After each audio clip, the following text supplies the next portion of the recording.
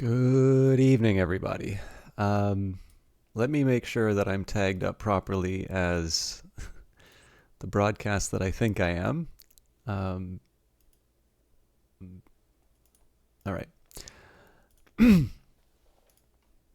It's been a very busy couple of days, and it's been busy for all sorts of good reasons. Um, but I'm definitely hitting the limit of what I can what I can do. So we're gonna take. I know normally starts are a little bit slow, but I'm gonna take my time getting started. We'll introduce the day and everything that's happened, just so you all can have an idea in terms of why the stream is going to be the way that it is. And we're going to do our best to cover as much Book of Hours as we can. But as I'm sure a number of you know, Book of Hours is now out. It was released yesterday on the 17th. It seems to have done quite well. I don't know if there are official numbers. Here's what the best thing I can do here is just read the patch notes for Book of Hours. Let me bring this up here.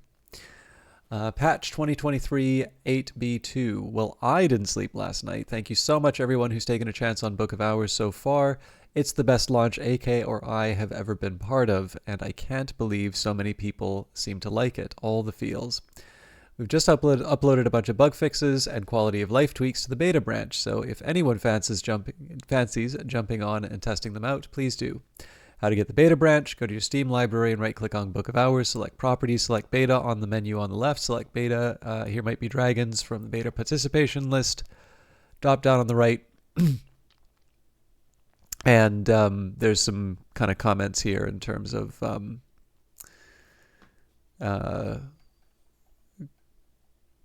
just there's a few.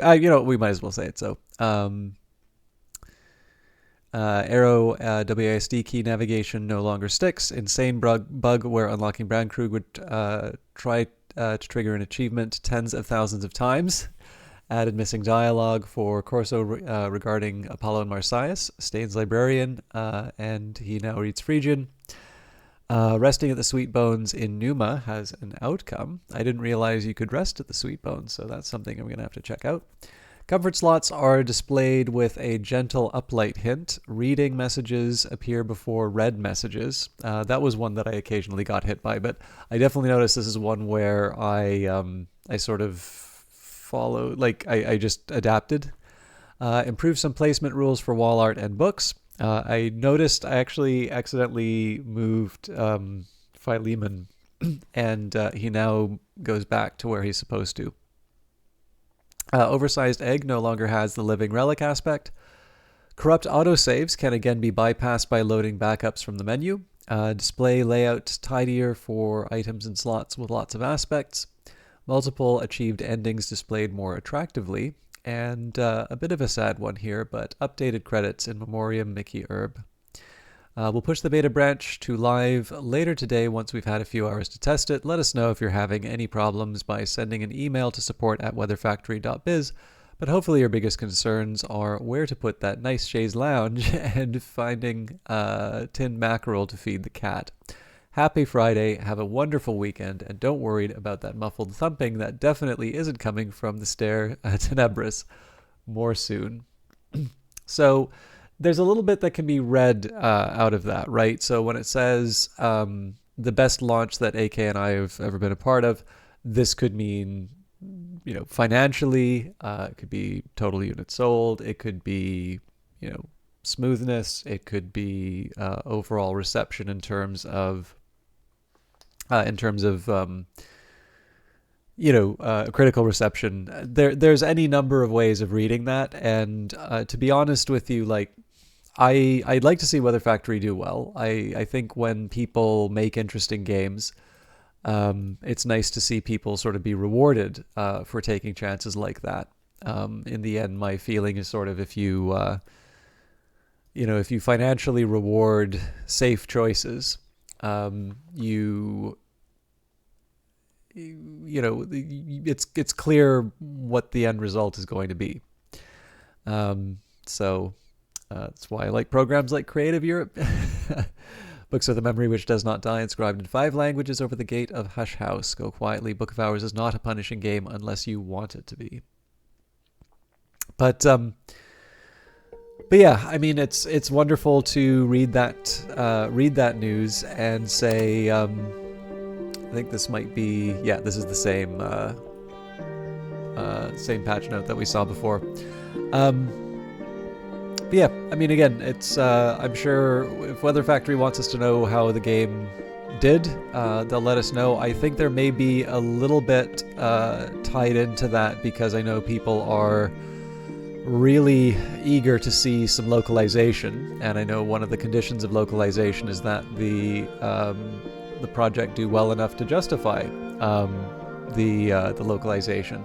And so I suspect that they're probably not going to want to run out and just sort of announce all over the place, hey, we made dump trucks of money. We're going to, localize all the way up to Esperanto. But again, I'm very, very pleased to see that. I think it's 96% positive on Steam. A couple hundred reviews already, which is nice.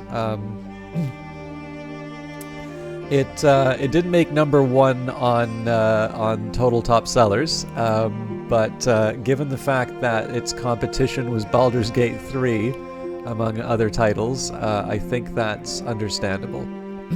So one of the reasons, so the question is like, why am I taking this really, really long start to the stream?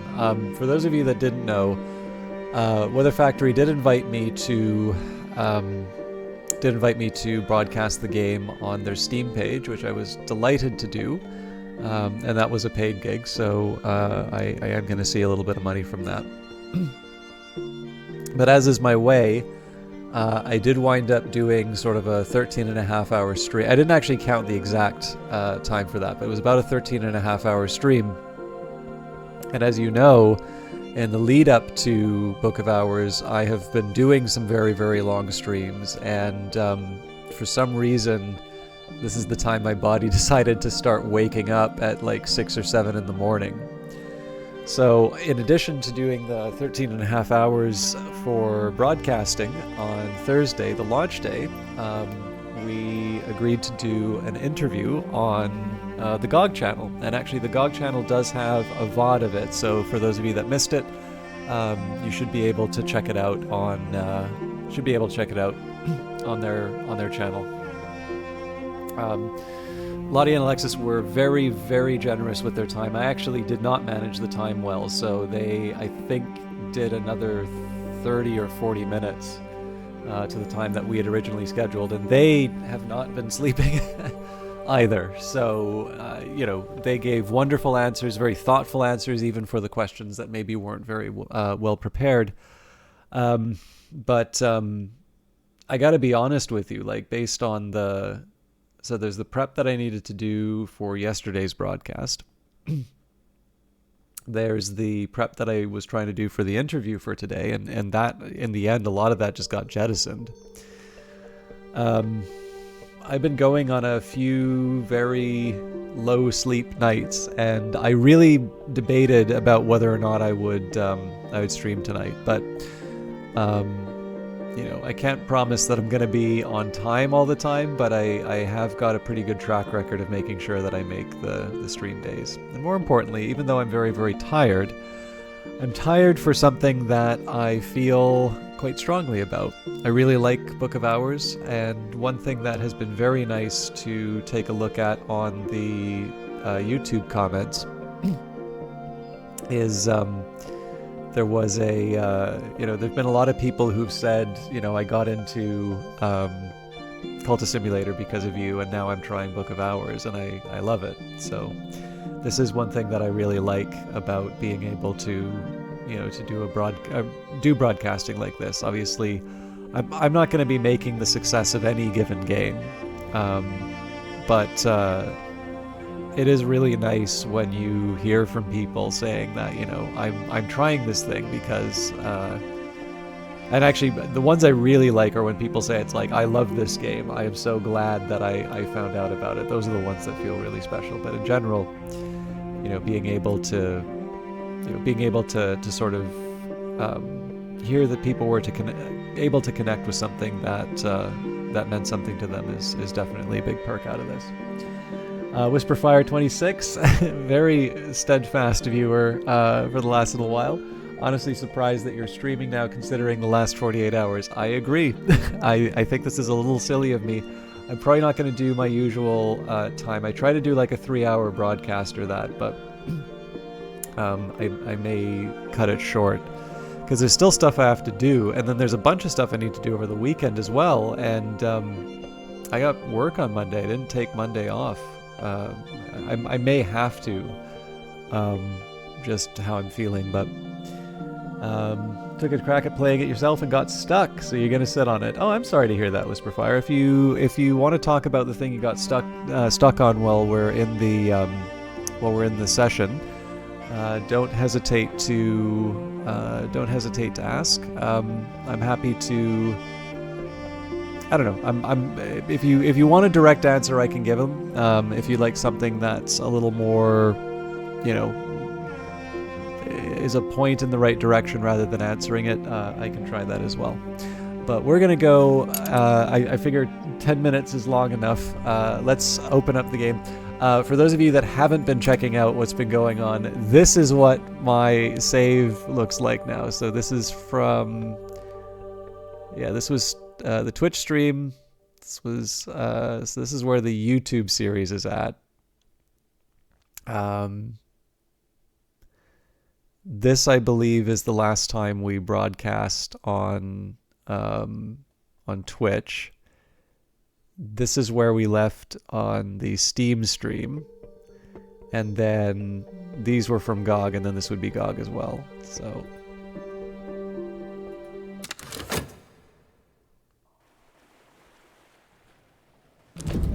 Ah, gotcha. Episode 1's missing on the channel. We'll tell you what, let me just take a quick look at that.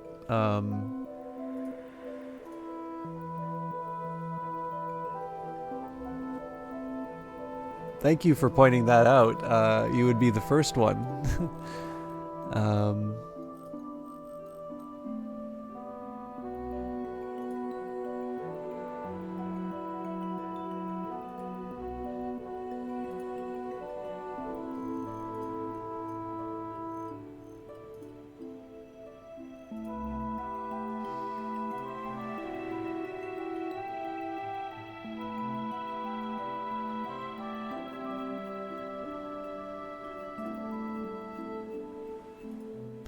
So I'm going to share a playlist with you, and let me know if I'm going to do one of two things.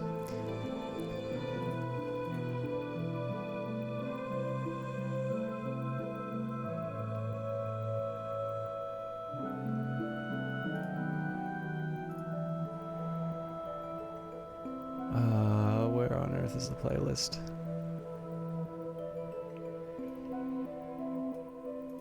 It's one.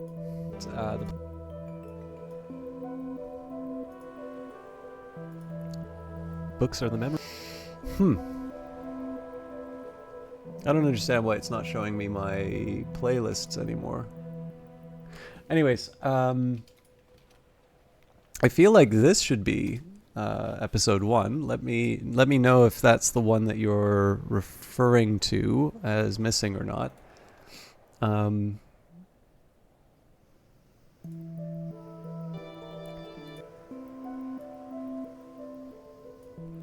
And then I don't understand. Okay, here we go.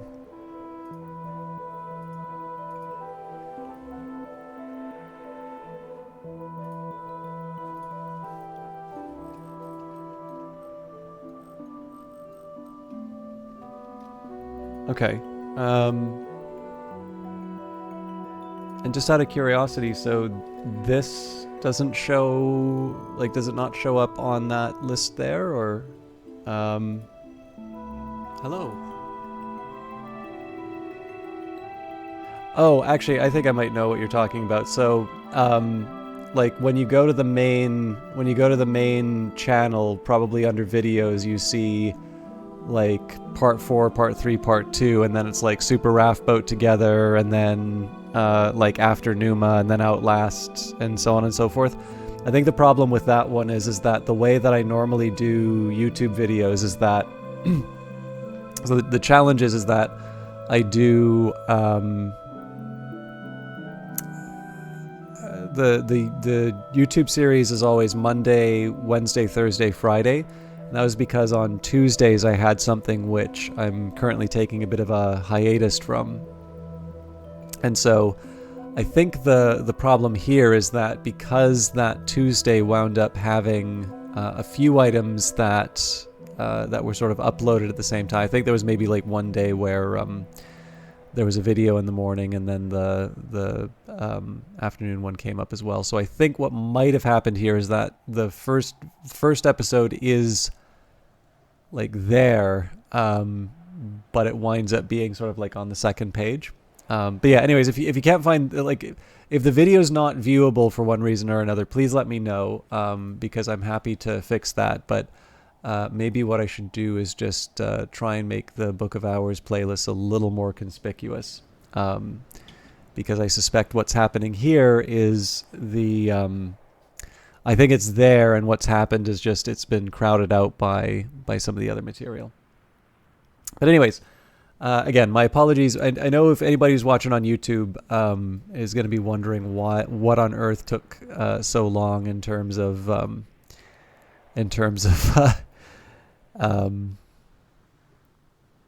I don't know, in terms of getting started. But again, hopefully this account will explain why I'm just very, very tired. Now, also, I need to acknowledge that there's almost certainly going to be a lot of people that are finding this channel now that Book of Hours are open. Well, a lot for me, obviously, by standards of streaming, I'm quite small. But this particular playthrough is a bit of a unique one, and this isn't a recommendation in terms of how to play the game. What this is, though, is this is a little something that I tried once. I don't know, I gave myself a small challenge, I guess, at the start, and then because it's turned out so well, it's become not exactly a goal, but it's become something that I kind of keep pushing forward with. So you'll see here I've got like a world of skills, and fairly high level ones, and yet all that I've done here is put glass blowing and vessel crafting into hushery. That's all I've done. I haven't even put anything into illumination. And I don't know, like it's a I don't have like a great reason for it. It's obviously considerably more difficult to play this game without access to things like Arab and and FET and so on and so forth. But the fact of the matter is that if you take a look at the progress that I've been able to make with such a small number of elements of the soul, like this is how much of Hush House we've been able to unlock with that. Now, with that in mind, having high-level skills can be very helpful in terms of reading some of the more difficult books. But again, the thing I need to stress on this is that I'm not trying to make an argument that this is the good way of... hello, Charles. How you doing? I'm not trying to make an argument here that this is the right way to play it or an optimal way. It's all that it is just a fun little thing that I've been doing after playing... playing the beta in so many different variations. And I guess just because it's worked out so well, there is this side of me that is ready now to, to try and see how far that I can make this go. So, again, I don't want to belabor the point, but I feel like I should just kind of comment. If you're coming from one of these other broadcasts, I'm playing, particularly the YouTube one where I'm trying to commit everything at the start. I'm deliberately in that playthrough playing the opposite of what I'm doing here. The other thing is that the library is very different from what I did on the Steam stream. So in this case here, the library is quite disorganized. Essentially, everything in the reading room is in fact read, and we have a few that have been read up here. And the way that I've been handling the memories and such is just a question of, I have a spreadsheet beside me. I actually have the spreadsheet open, and I don't know. I just I leave some notes for myself and try to I try not to spend too much time consulting it. But part of this is this is the playthrough where I'm taking my notes and I'm putting down the details and that. So it's a little bit of a slower one, but we also get to dedicate more time to it. So you wanted to ask if it was possible to ask at least rudimentary, how does the Tree of Wisdoms work? Yeah, sure, Charles. I mean, it's not... I don't feel it's too complicated, and there are... So there's a few different ways that I can answer this, because there's role-playing answers to this as well. I'm trying to remember where I got this impression from, because the text in the game does not say this. But I believe the goal of the game is to get to the end of one of the branches in the Tree of Wisdoms. And ultimately, it's sort of your character that decides, what the, I don't know, quote-unquote canonical ending is. But I mean, basically, you can do any of these. And... the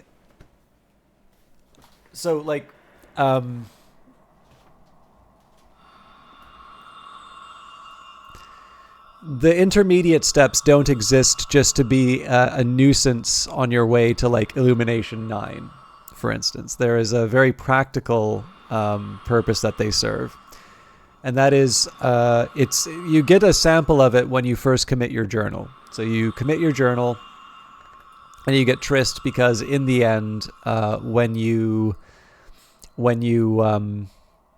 commit when you commit something to the Tree of Branches, you are making a decision. There are consequences for it, and inevitably there's going to be regrets. That's basically the idea about why you get Trist.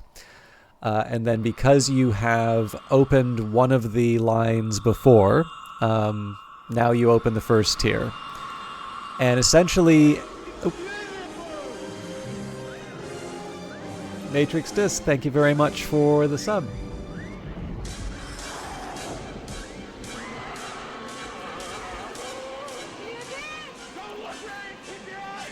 My God.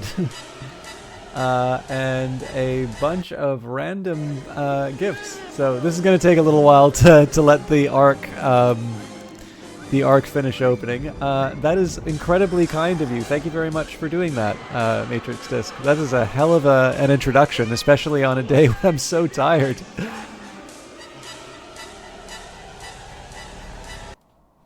You've discovered me through the Steam stream. Oh, that's very nice. Thank you for saying so. Obviously, that got a little hard at the start when the game wasn't ready to... the game wasn't ready to... how do I put it? It wasn't restart. Oh my goodness, there's a lot of you coming from the Steam streams. Yeah, so it was actually funny. The thing that was funny... Okay, so because a few of you came from the Steam stream, the one I thought was so funny, some people said that they felt kind of bad that I wound up being the face of the Steam, launch problems. And I'm like, I wasn't bothered by that because I had no control over it. So, people are going to be crabby because they've been waiting years for the game, and then they can't buy it. But it's half an hour compared to years of waiting is it sucks, right? I don't want people to be unhappy, but I didn't cause it, and I can't do anything to fix it. All I can do is convey what what Weather Factory was telling me. And it was hilarious when there were people who were like, screw this, I'm going away. And I'm like, okay, fine. This game you're so anticipating, hotly anticipating, you're not going to buy it now because it wasn't available half an hour in. And yeah, it's how do I put it? But the one that was really funny was at the very beginning, there's some guy that came in and literally wrote, "I hope it's not System Chalk streaming." And as soon as he heard my voice, is like, "Oh, it is. I'm gone." And I'm like, what a mean thing to say at the start. Like, I know I'm not for everyone, but like, come on. Weather Factory hired me to do a job. Like, so that was really funny. Anyways, Whisperfire says, funny, I used the character creation like a personality test and you got archaeologist and Indiana Jones came to mind. Now my sub-animated gives. It's funny how these things work out. But thank you, first of all, Matrix X, thank you very much for the sub and the gifted subs. I hope all of you who got one take advantage of the emotes and otherwise enjoy your month of Twitch advantages. And again, I apologize. This is not going to be a very good stream today, just because I'm very, very tired. But I did want to try and get a little bit of time in there. You said you loved the style, so I appreciate that. I'm glad that you liked it. I mean, one of the challenges with the streams, of course, is that sometimes people will come in and it will like I do my best not to be like nasty, but sometimes you do need to get a bit more strict with people telling you what to do. And that always like drags things down. So I know some people were talking about liking the style or liking the personality, and like sometimes there's a bit of friction, which I always feel a bit bad about. But that is it's incredibly nice of you to say.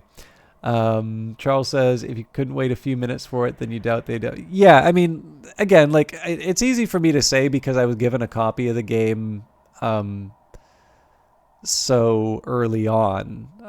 So I don't want to be one of these people that's like, oh, my copy of the game's working, when people are mad that they can't buy it. But on the other hand, people get kind of silly about games. So do you ever? How do I put this?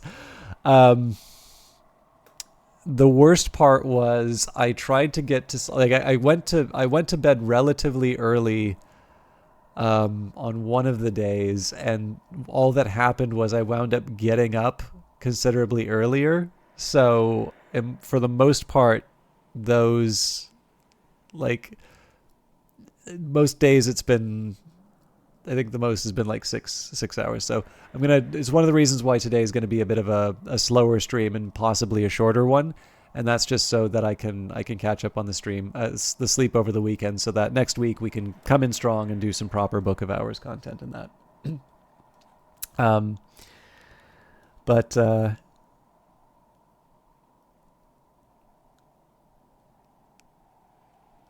Thank you, Matrix. Yeah, I mean, like, the Weather Factory doesn't actually ask me to talk about buying the game, but I do have a little bit of an idea about what the churn is for an audience. So, like, people who stay there for the whole time are going to have to hear the sales pitch over and over again. But I do think there's some value that if I say something at the start, it's a message that I want to get out there, like, letting people know about the Perpetual Edition, make sure that they understand that it's not future DLC, because DLC will mean the soundtrack, and the soundtrack is something that people will pay. So you don't want to create an expectation that people are going to get a soundtrack, because that just means that they're going to be angry about this thing that they got rather than happy about this really good deal. So some of that stuff, it feels a bit grubby because it's mercenary. You're trying to get people to buy stuff. But I mean, let's face it, this is why Steam included streams on their channel. I do genuinely enjoy the game and I like sharing it with people. So I really appreciate you. I really appreciate you saying that.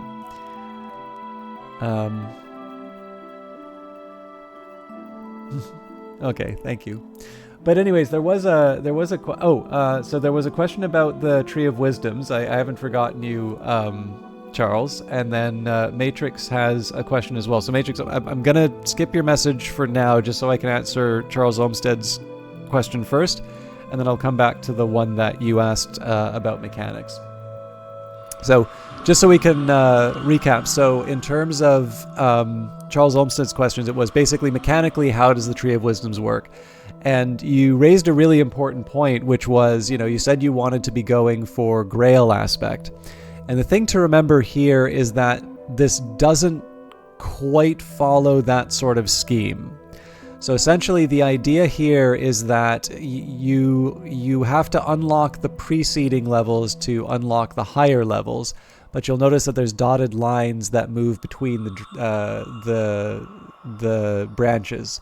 So for instance, I've got the roots, so in that case I gain access to all of these, but you'll also notice that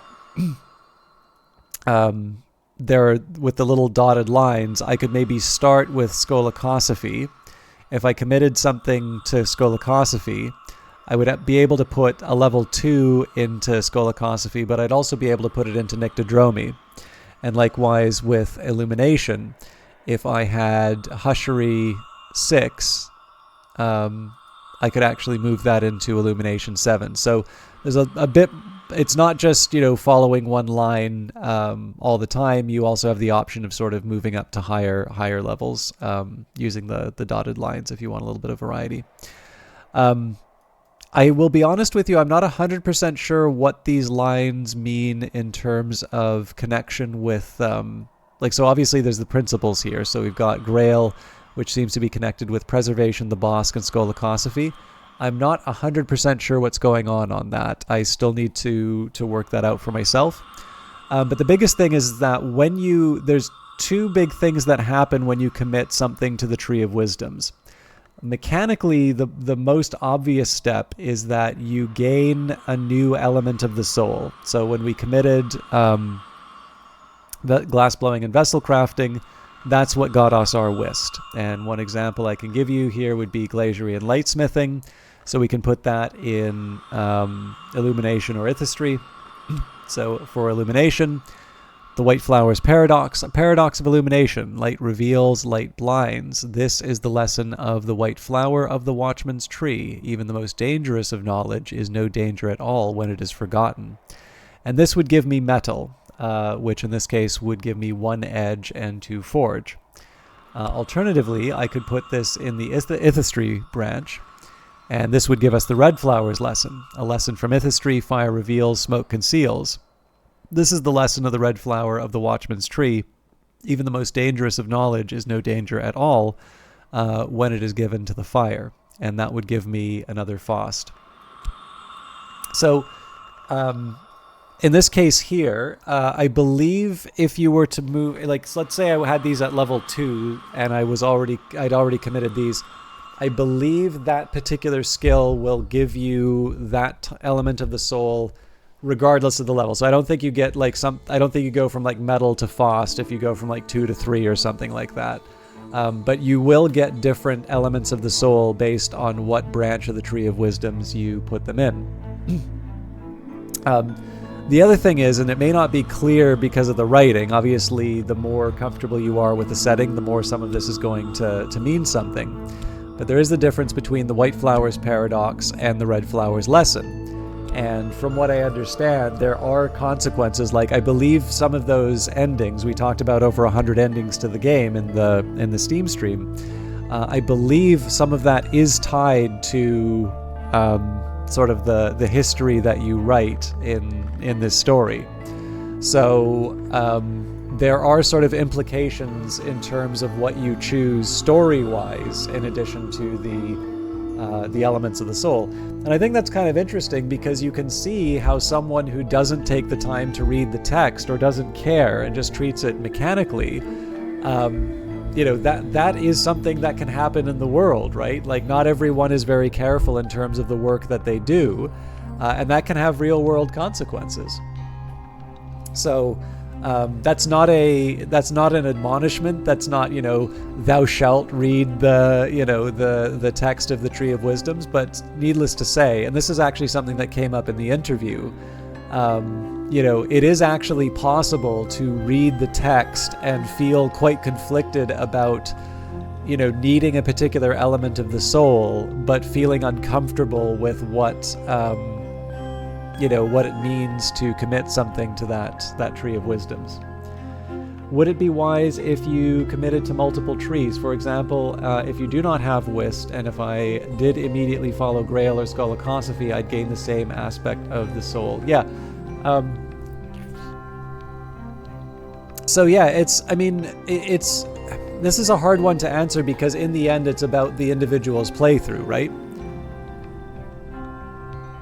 Just to get away from the Tree of Wisdoms, I don't have every element of the soul. I have committed exactly one skill despite having all of these. And this is how far I've been able to get into the... Hello, I'm Panzer. This is how far I've been able to get into the game despite having, this restriction of not... Like, in terms of the elements of the soul I have, I can't get Mrs. Kill. And in order to get Denzel, I'm more likely to use Shapt or Health. And both of those are sort of like a one-use thing for myself. So this is definitely a very constrained way of playing, but it hasn't stopped us from being able to make progress. So there's a few different paths that you might take. The one that I'm doing in the YouTube play would be, I think, a little bit like what you're talking about, which would be to say that, I want to get certain elements of the soul. I have this skill available, and I'm going to commit this one over that one because it's expedient, and that's completely fine to do. But alternatively, let's maybe take another example here. Sorry, Panzer, I think you've even said that before, but it's an old habit. I usually wind up trying to say people's full name, and I always wind up mispronouncing it. So, but thank you for the reminder. So let's take Oronoscopy. Let's take, another example here. So consider the star. Hath each star its 7 names. Observe that these names are never shared. Thomas de Wolfe. So we could add this to Hushery. Wisdom. If the stars are wisdom, then dawn is ignorance. A day might come when there is no dawn. Oronoscopy should be numbered among the night arts. Or alternatively, Horomachistry. Peace. If night is peace, then dawn is a battle. When the sun drives the stars from the sky, a day might come when the sun's victory is not assured. The battles in heaven are a matter of Horomachistry.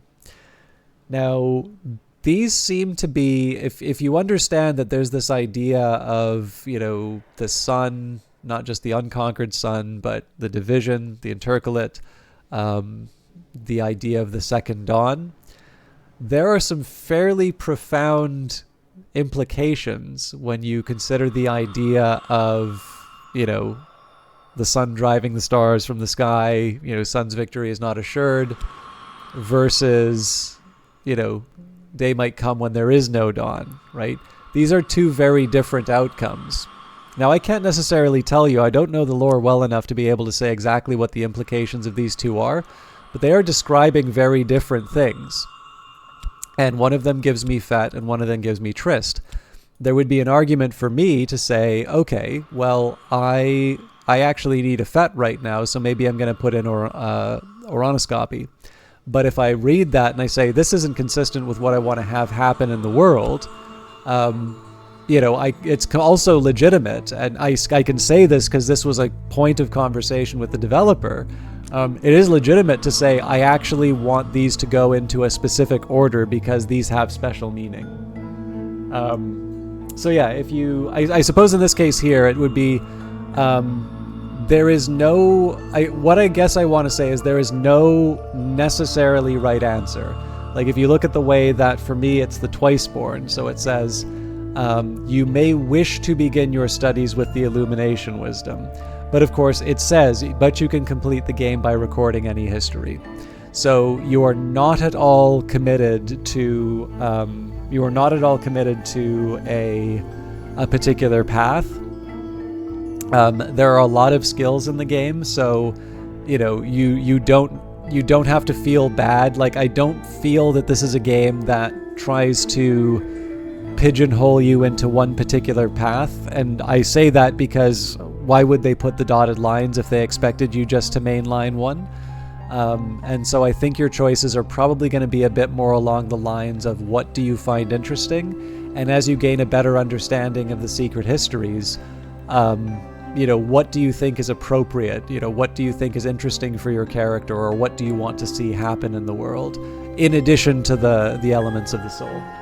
So does that, I realize that sounds like a wishy-washy answer, but does that answer what you were looking for? Because I can also realize that I may have misunderstood a little part of your question. But while I wait for your answer there, I just want to get to Matrix's question as well.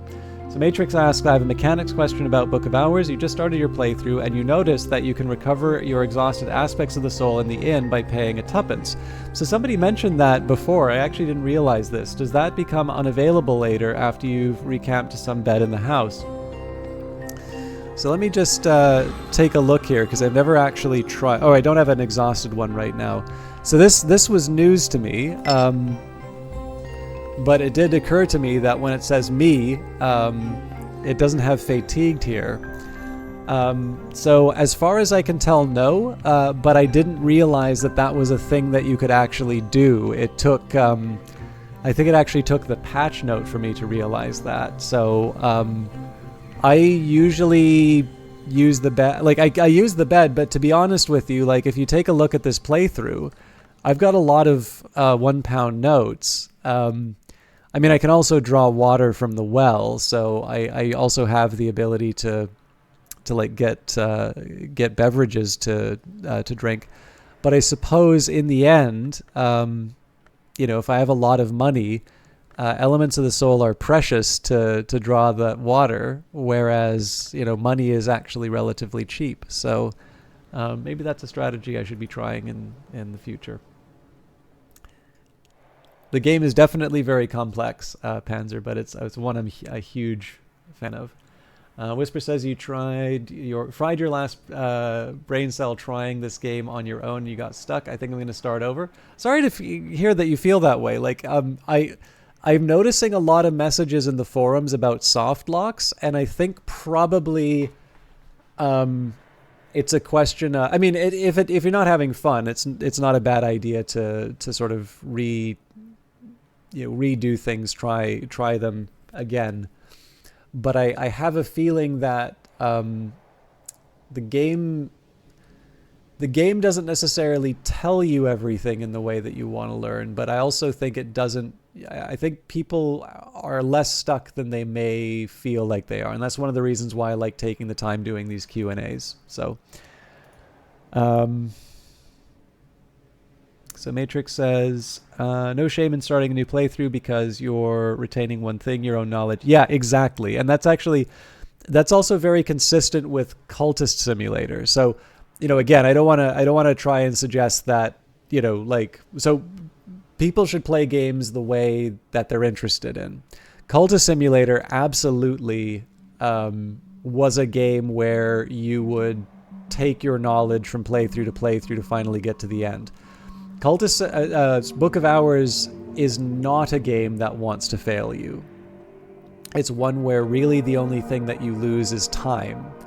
But on the other hand, if you feel like you've played yourself to a corner and it's not fun to try and get out of that corner, then a start over would not be a bad thing.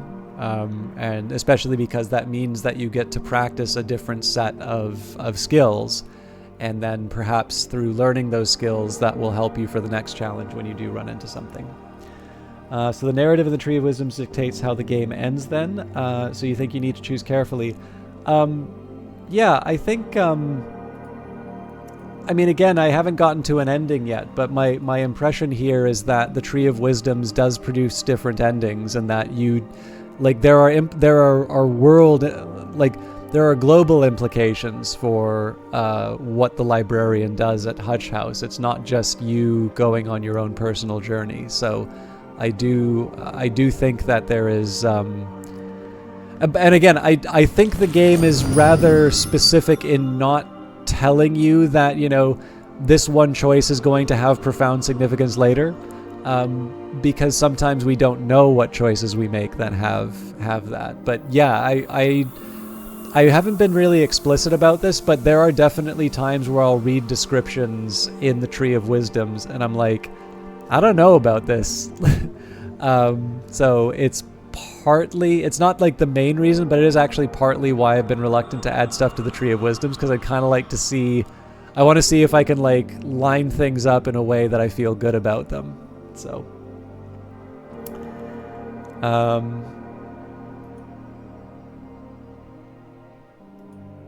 yeah, no, you've got that exactly right, Charles. Like the thing, and the thing to remember too, if you've seen my like YouTube stuff and my Twitch stuff, the Twitch stuff basically doesn't commit anything to the Tree of Wisdoms at all.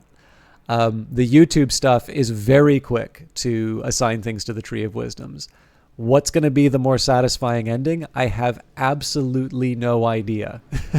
How could we know until we, open, until we get there and see what the result is? But it's a fun journey to go down, and in the end, this is we're writing our own stories, we're writing our own experience, and I think that's where the real value in this comes in. But the big thing is that because the tree, I also understand why questions like these come up. I don't mean to suggest this would be why you're doing it. You know your intentions far better than I do. But I can definitely see why people would want to know a little bit more about the Tree of Wisdoms, because in the end, you are making what seem to be quite permanent decisions. I don't know if there's a respecking ability in here, right? And so if you sort of turn around and decide later, oh, wait, I want to do this other thing, that might be a situation where you really do have to, to start another playthrough. Now, I don't think that's a big hardship. I like this game a lot, right? Starting a new playthrough sounds like a lot of fun to me.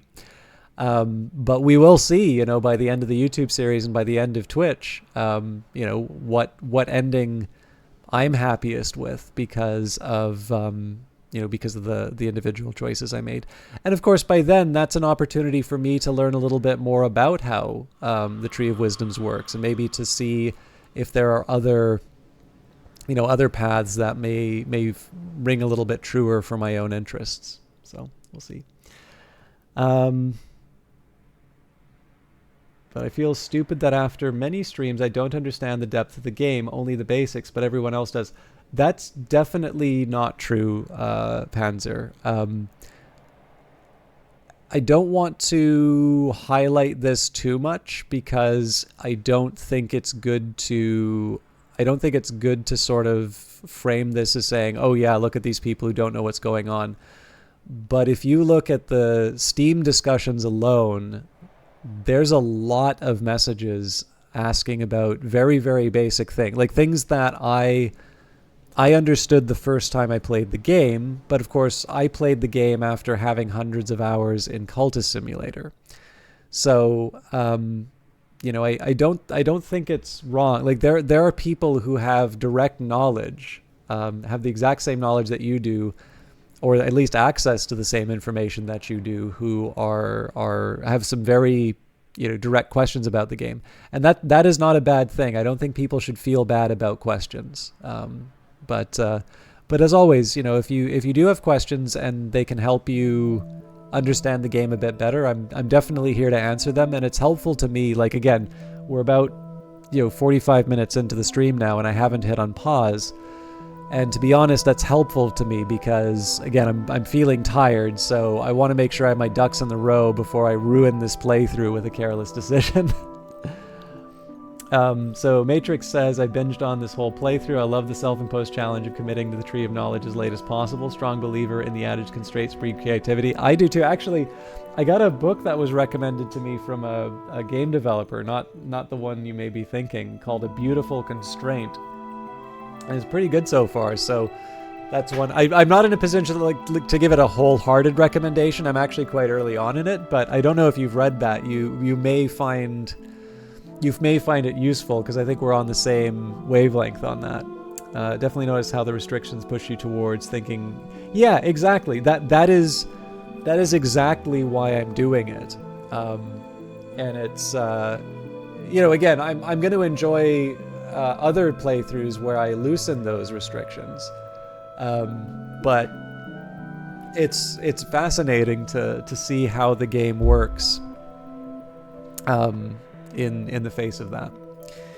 Okay. Again, if I like I said, I'm sorry for I'm sorry for being so apologetic. What a Canadian statement to make.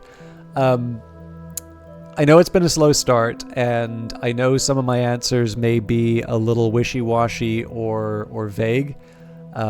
Part of this is, again, just me, the state that I'm in right now. Although no excuse, I am the guy who decided to hit the start streaming button. So if I've not done justice to a question, if you'd like a little bit more clarity, definitely don't feel bad about asking again. But oh yeah, actually, let me just get the book from the shelf.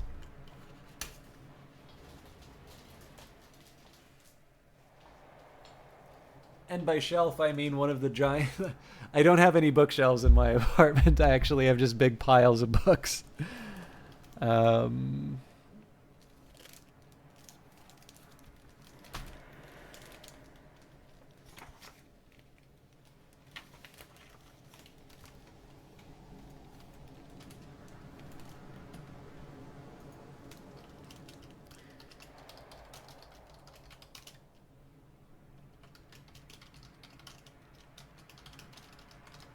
It's a beautiful constraint. Adam Morgan, Mark Barden, and I'm just going to find an ISBN number.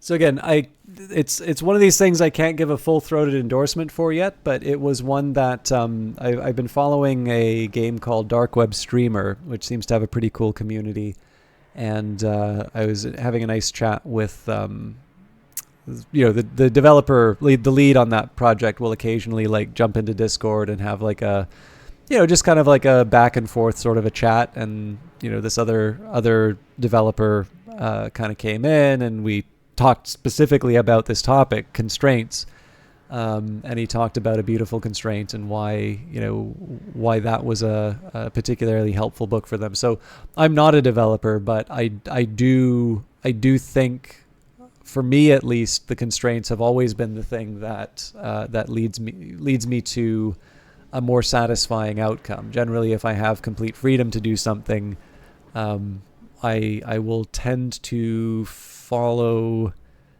very rote patterns of thinking, which tends to mean a lot of cliche, or whatever the equivalent of cliche is for whatever type of work I'm doing.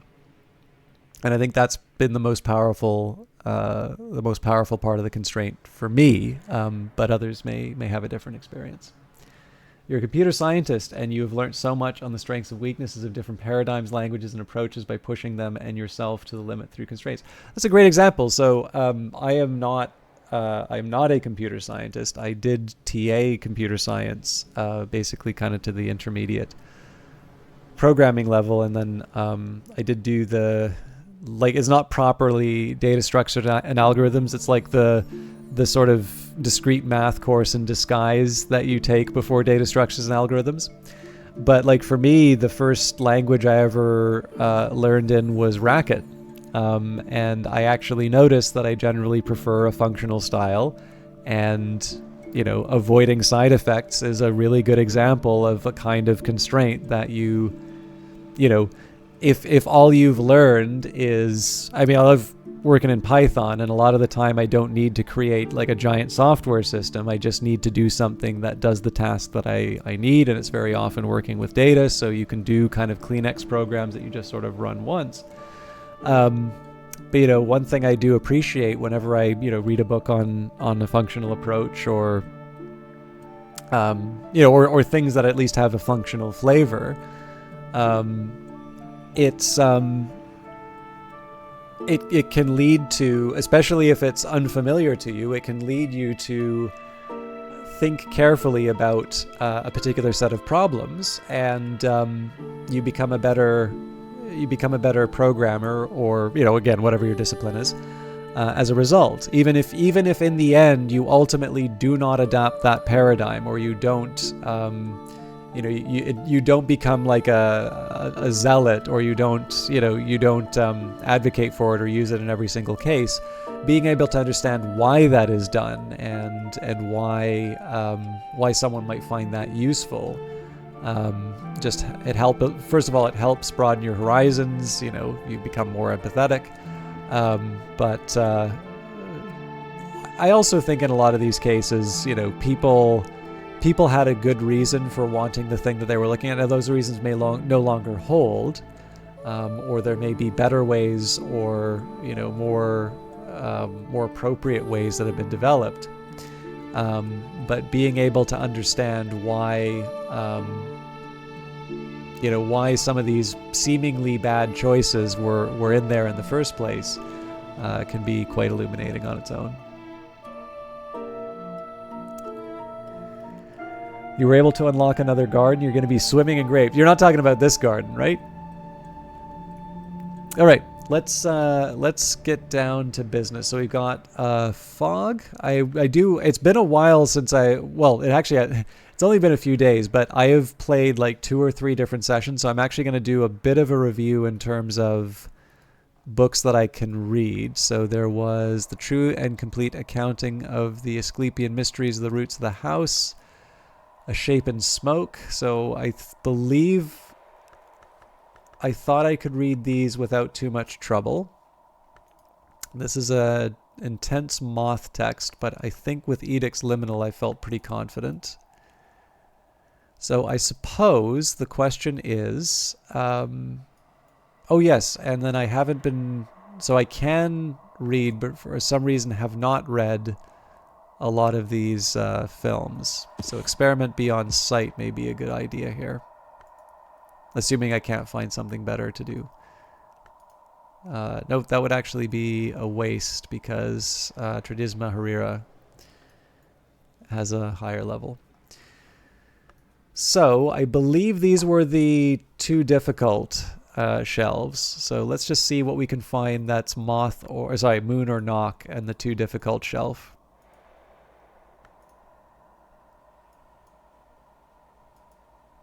Okay, so the Black Book of Brittany would be the first candidate here. So if we take 12 Moon, we can take 3 Fog down to 9. And then I think we would get down to 8 with the Tryst. Again, I'm imposing the restrictions. Actually, wait, okay. And then if we do Tradisma Herrera, we just need the 2. So let's game this out on a desk, just so I can be a little more clear on what I'm trying to do. So we have the Fog. I think this is the best I can do for Moon. Yeah.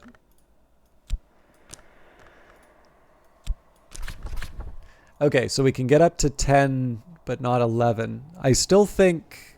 we can get up to 11, but not 12. I still think this is one that's worth taking a chance on. But it might be nice to have a backup plan, in the sense of like a...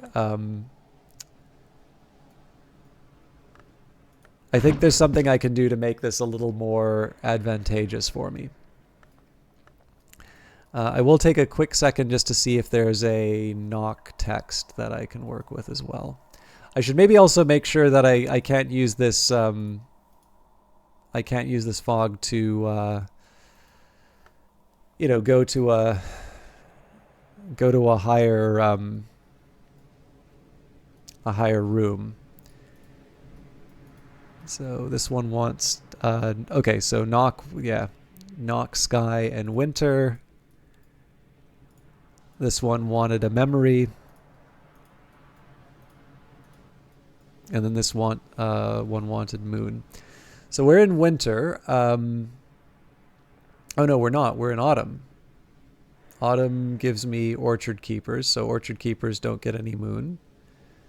So if I wanted to bring someone up to a high-level moon, we would take 3 moon plus the Tryst is 4. Where would I get the other 11?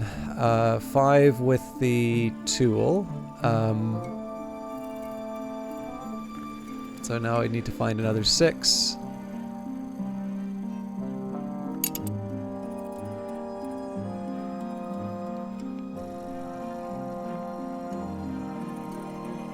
So that would have to be one heck of a drink. Okay, so I think the best option for me right now is to use the fog to read a big book. But what I also want to do is make sure that when it comes to reading that big book, I'd like to make sure that I have a moon memory and a moon follower, just to sort of help give me an edge when it comes time to roll the dice on the 3 options. We can't get the tryst back, but we can, at the very least, we can make sure we have the other elements in place.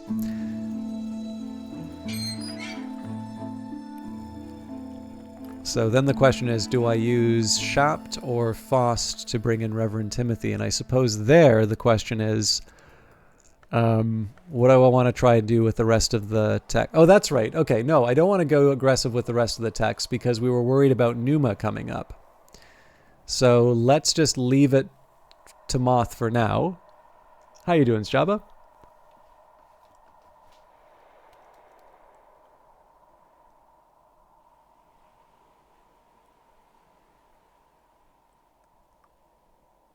Oh, no worries, Matrix. I mean, I'm also a little more like people are coming in from a different environment, so I don't mind kind of balancing things out. Like, I'm definitely very foggy right now, so I'm a little more tolerant in terms of where things are going. But yeah, the biggest thing I'll just say, so like nobody feels that they need to walk on eggshells. Like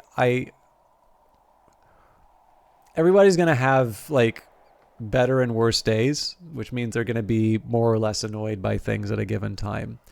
But I'd like to think that I have never been in a situation where I like get after someone for a first offense. What generally happens is there's a general tone in the stream, and what usually happens is there's one little comment and it's marginal, and I like try to be nice. So I'm like, okay, we'll let that slide. And then, of course, when you let the one slide, then all of a sudden there's a few more that comes in, and it's not my own playthrough. So, yeah, like, I get it. I appreciate that for sure. But I think, yeah, I think, especially today, like, I'm just too tired to get to get cranky. But I appreciate it, and don't worry too much. If I need just to reassert a little bit of control of the playthrough, I will say so. So don't feel too panicked about that. Cool, thanks. Yeah, no, I in general with people, it's nice to I feel the onus is on me to make sure that people feel comfortable here. So. Yes, Jab, I'm really sorry to hear that. Obviously, if you just want something to take your mind off things, don't feel the need to elaborate. If it helps to talk it out, you are among friends. Don't feel you need to. So one, like we're not going to expect you to bare your soul, but if you want to talk about it, you're totally fine. I guess I need a caffeine break. I actually have a tea in front of me. I don't want to go for coffee because I do want to get some sleep tonight, but I have my Cater and Hero Second Flush Assam. I don't actually. It's Yorkshire Gold, I think. There was a good deal on it. It's my favorite tea. Cheap. But yeah, okay. So I remember I was being really nervous about Numa, and this is probably not the time I should be reading a big, difficult book. But if I put the playthrough on hold waiting for Numa, I'm not really playing the game. So let's say we'll just take care of that one book. So if I'm just taking care of the one book, then I suppose I can see if there's something funny at the Sweet Bones to hire first. So what do I want to use for that? Whist, Foster, Shat. I guess it doesn't really matter because we're not cataloging book. Oh yeah, I want to open lost packages at some point.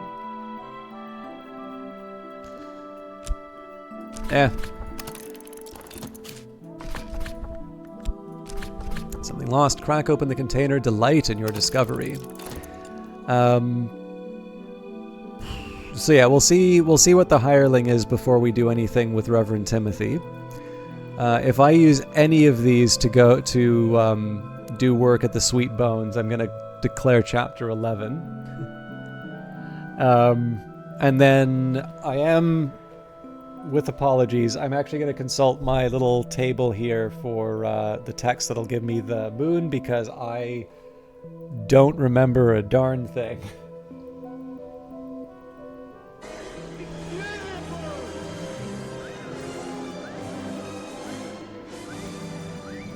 Jabba.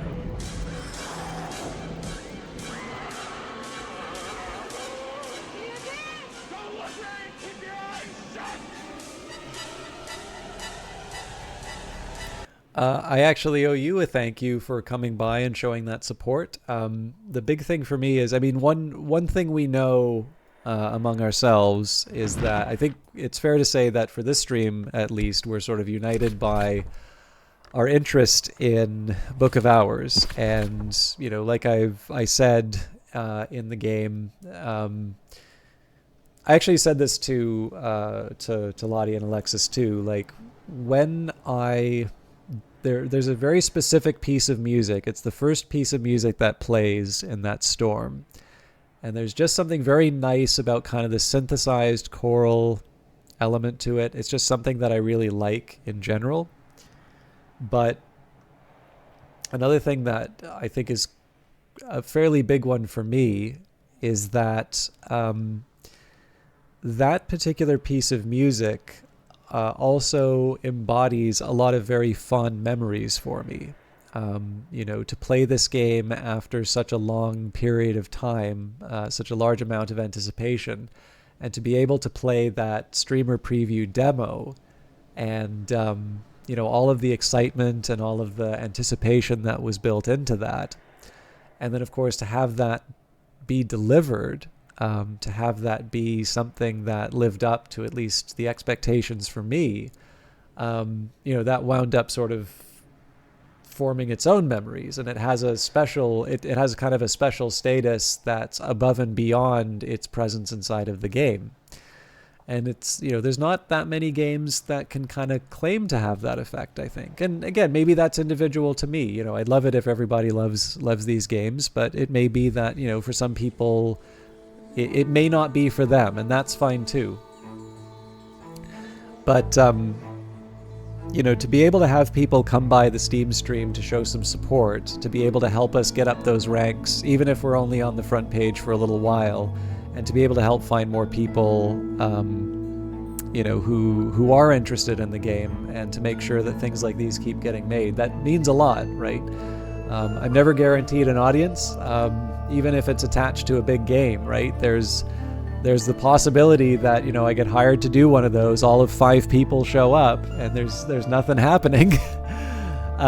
So the fact that people continue to come, and then more importantly, don't just come to the stuff like the Steam stream, but also to come to this channel, when there's lots of other broadcasters doing Book of Hours and doing it in a way that doesn't involve stopping and talking so much. I appreciate that a lot. So thank you, Strava, and I'm really sorry that you're not feeling 100%.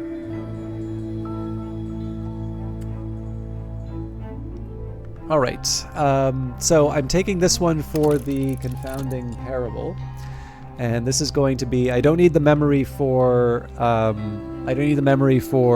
producing the work, but what I do want to do is I want to have a memory in reserve for when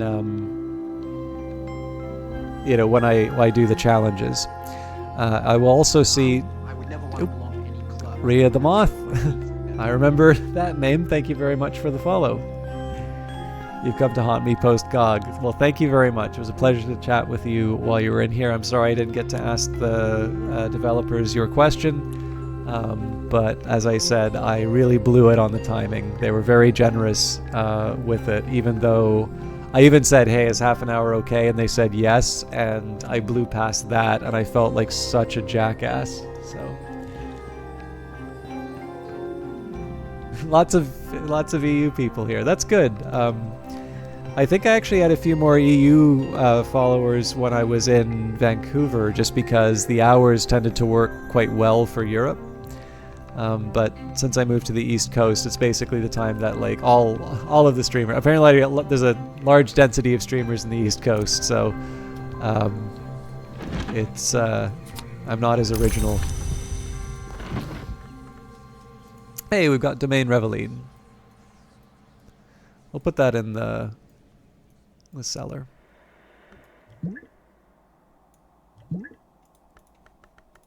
So I'm gonna try that Sweet Bones thing just to see what the story is. I'm a moron.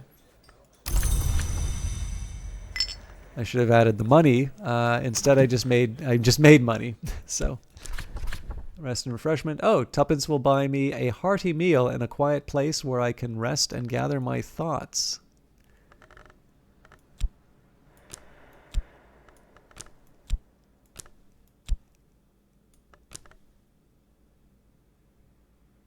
Interesting.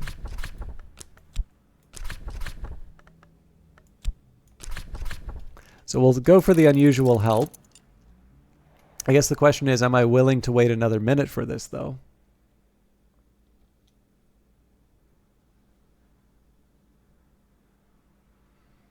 I think we... I actually don't think that's a good idea, because if I wait too long, then I have my lessons learnt too late in the day, and if we get hit by Numa, then that's a problem. So I think we'll say lesson learned, and we're gonna go bold with the... Good God, what's wrong with me? We're gonna go bold with the approach. So I'm down the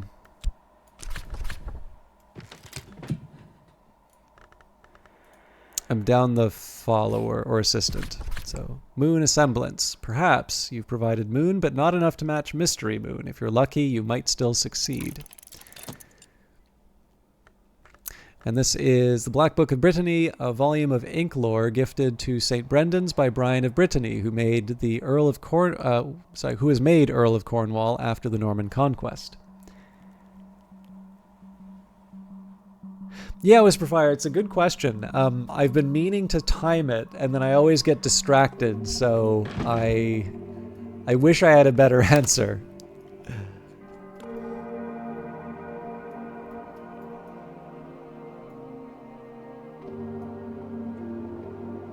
If it's tuppence to refresh at the Sweet Bones, I'm going to be using that a lot.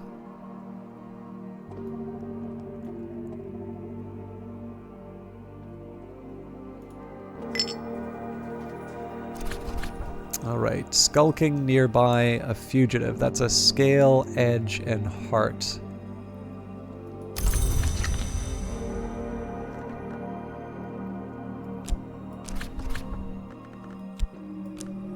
So I'm actually going to do this without the money in the first place. Tuppence will buy me a hearty meal in a quiet place where I can rest to gather my thoughts.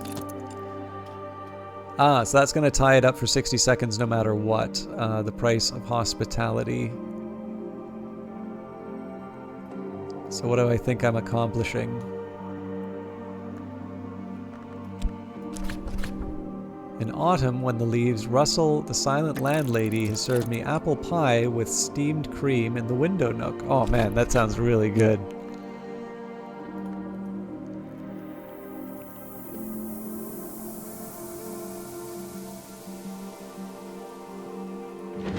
Alright, there is still a chance. So, the right sky's weather, extra effort soul, and art, it's educational. Okay, the wall art will save us. But that's all that it does.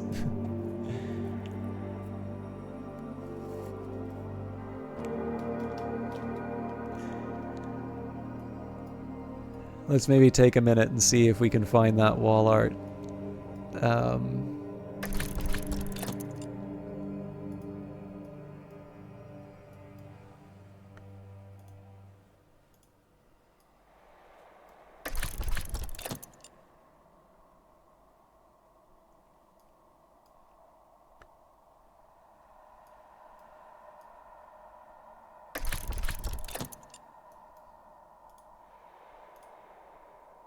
The boy prays will be the...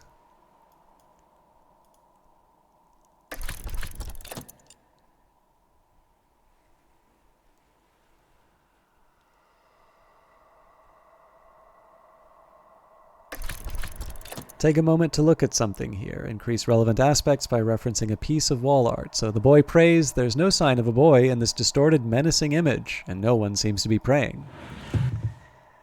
So we're up to 12.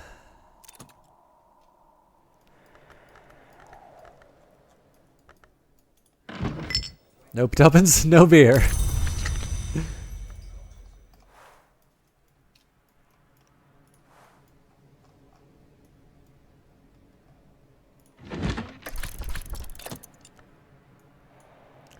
we're almost at the end of the day here, but I do want to see if I should refresh Elements of the Soul. All right, so this, again, Black Book of Brittany, a volume of ink lore gifted to St. Brendan's by Brian of Brittany, who was made Earl of Cornwall after the Norman Conquest. The black flower lies heavy, but the roots of the watchman's tree run deep, and they may not be hidden forever. The black flowers, spoken of as doom or geese, can be held at bay with the last ink of power, brewed from the pale mixture in the presence of sufficient winter with the arts of containment. So that's interesting. I am going to make a guess here that the pale mixture may be Solomon's preparation here. So that's one that's interesting enough to me. Let me just grab my pen.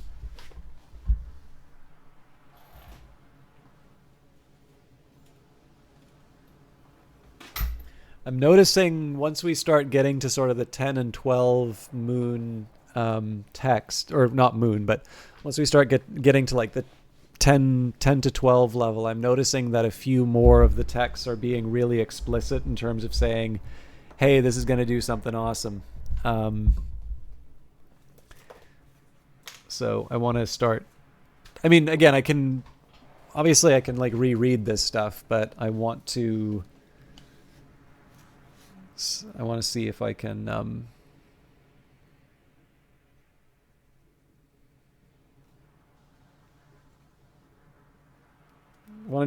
there's just something about writing it down and being able to see them sort of lying beside each other that promotes a particular kind of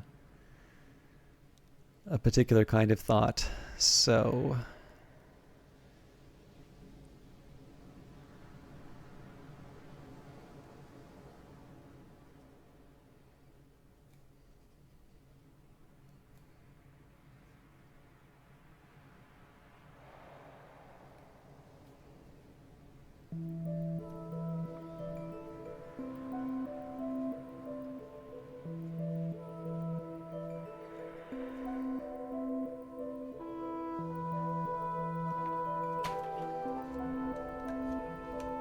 if you can request hydration for channel points one day, we will not stop at 10 liters of water. Okay. So we have a bittersweet certainty. I should be writing this down as well, because I think once we start getting to the higher level lore, it's also less likely that I've added these.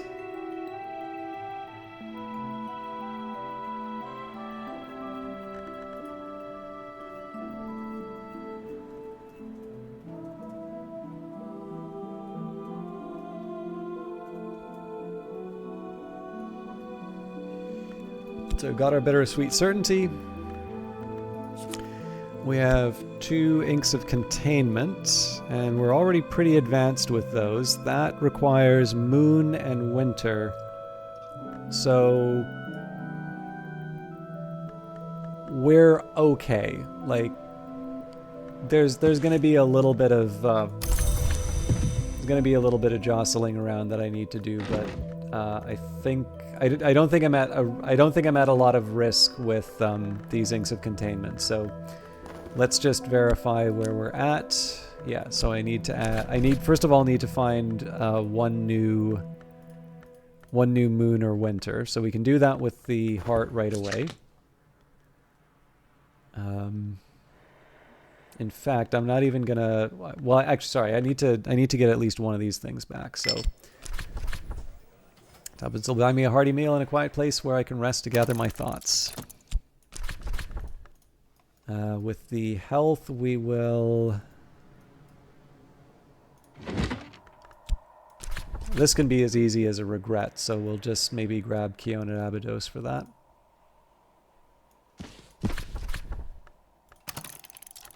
And I think that's the day.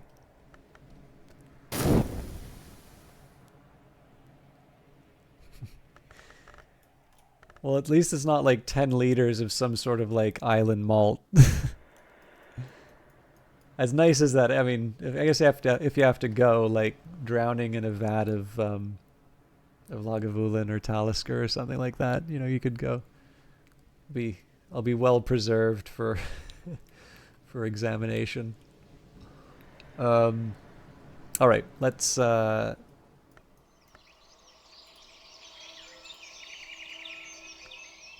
this is interesting.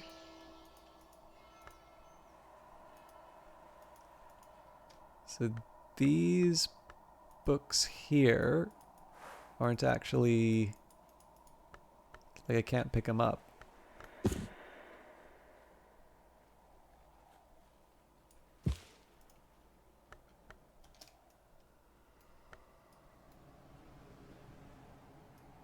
Anyways, we're getting close to the end of the day, but I do want to, again, if I lock in the inks of containment, at the minimum, I'm going to,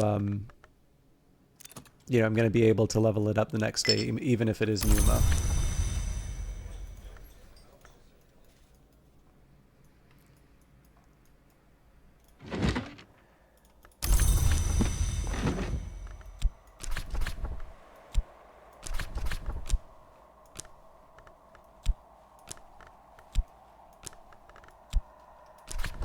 Alright, another fruit plucked from knowledge's tree. Improve this skill to level 4. That's eventually going to become a 5, so we'll put the sea stories down here. We'll replace that. A princess visited you. I don't know how I keep satisfying your visitors. I probably run the most scuffed occult library ever.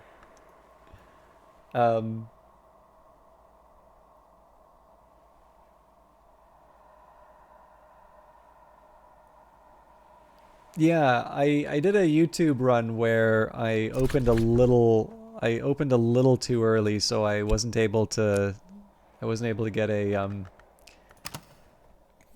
get a book that I needed on time, but it's fun. Like there's I talked about this a little bit in the comments, but when I play a game, I usually tend to play it like I'm going for, you know, a 100% or like a, you know, a maximum kind of victory. But if I'm really honest with myself, like, you know, if you really sat me down, you know, put me in a polygraph machine or something like that, the playthroughs that I remember the most, and this was true for Cultist Simulator, this is true for just about every game that I play, the ones,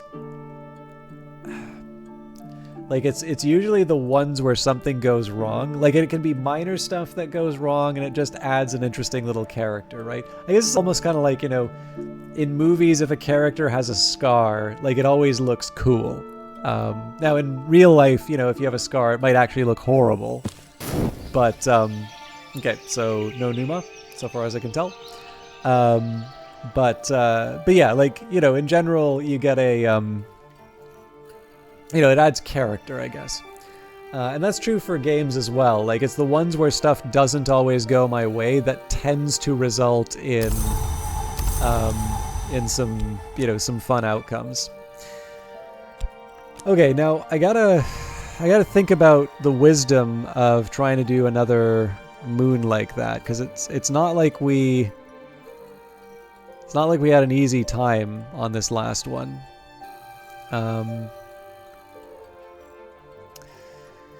Okay, I think I got an idea. So we're gonna try the sweet bones again. I'm gonna leave the Trist and the Whist aside because they may be relevant for the fog. We'll use Faust and some money. And today's story is going to be all about getting the Inks of Containment leveled up.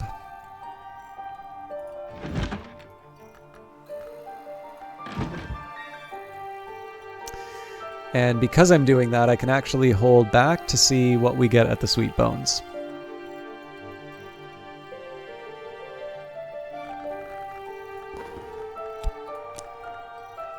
So...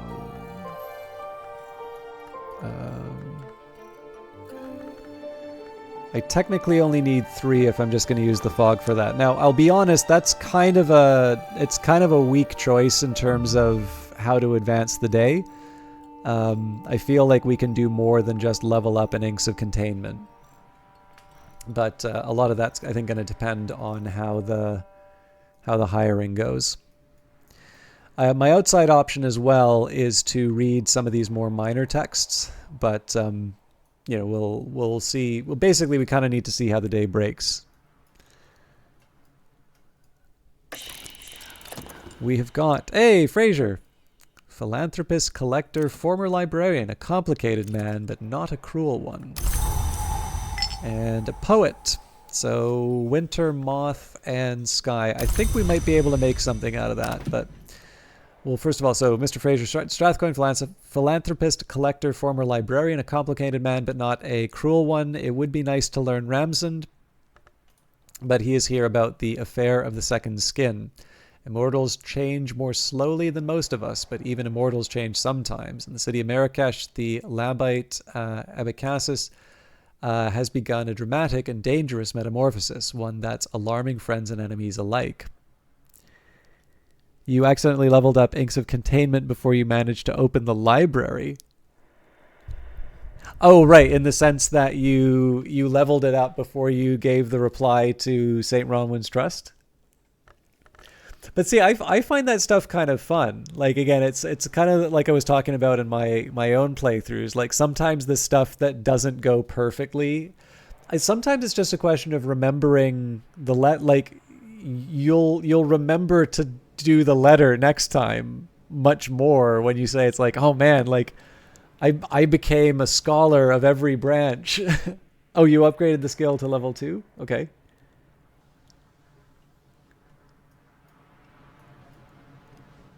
Actually, I guess that's more possible though, because if things break your way in the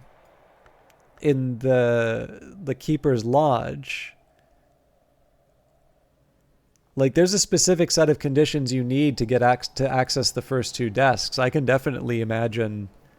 I think the game is built so that if any of your starting people are probably going to be able to get you access to at least one of the desks. But if you say, you know, I value books quite highly and I'm going to try and work with those, you know, you've got 5 with a small number of elements of the soul. So I can actually see quite a bit of time going by before you'd get to a desk to answer.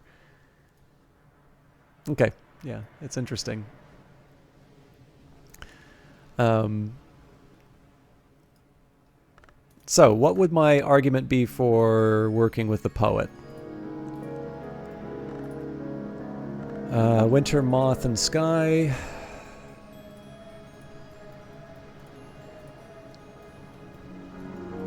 Probably we're not using them. Okay, so there may be something here with the winter. So if we give him Solomon's Preparation, especially because we're going to be able to harvest more ingredients for that. So Solomon's Preparation will make him an 8. A Whist will make him a 10.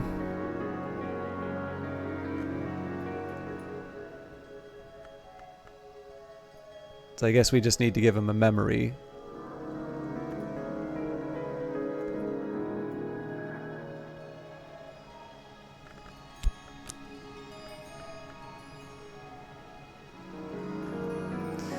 Okay, I know what I'm doing.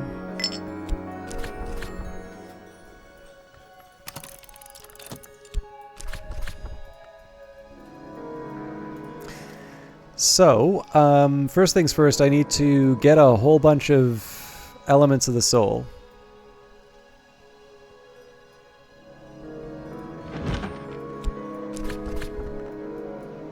Or not elements of the soul, memories. So Keona Abydos gets me regret. It's going to be entirely winter and moon that I collect. I am going to hire the poet.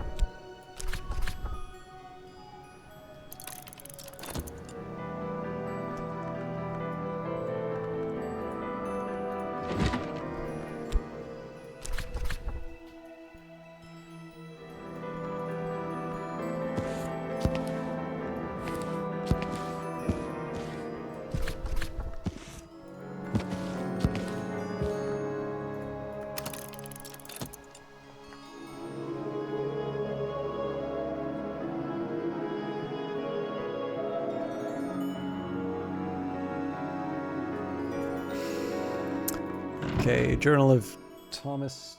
Yeah, Journal of Thomas de Wolf is next up.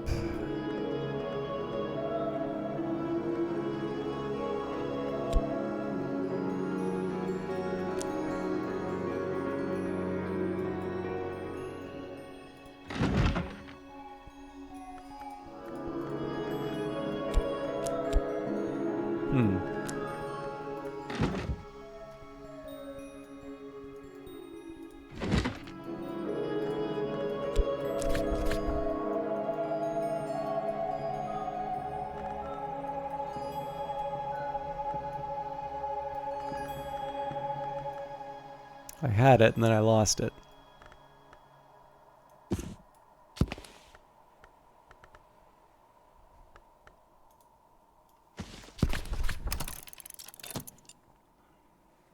Okay, so that gives me the salt.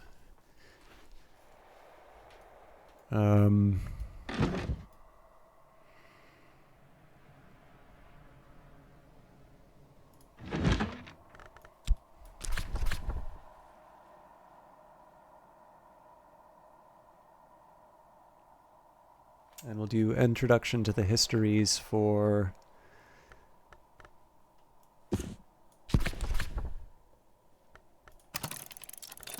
So right now I'm keeping the tryst in the... Actually, I can't keep the tryst in the back. Well...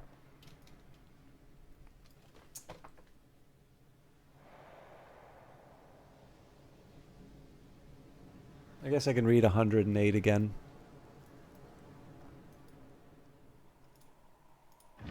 I'm already recovering the... Oh, right.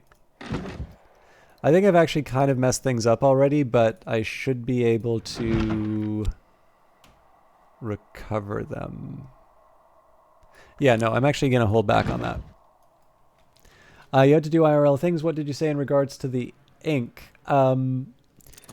Nothing too critical. I was interested in the situation. It's not one that I can imagine myself individually, but like again, the books are kind of drawn randomly, so I don't.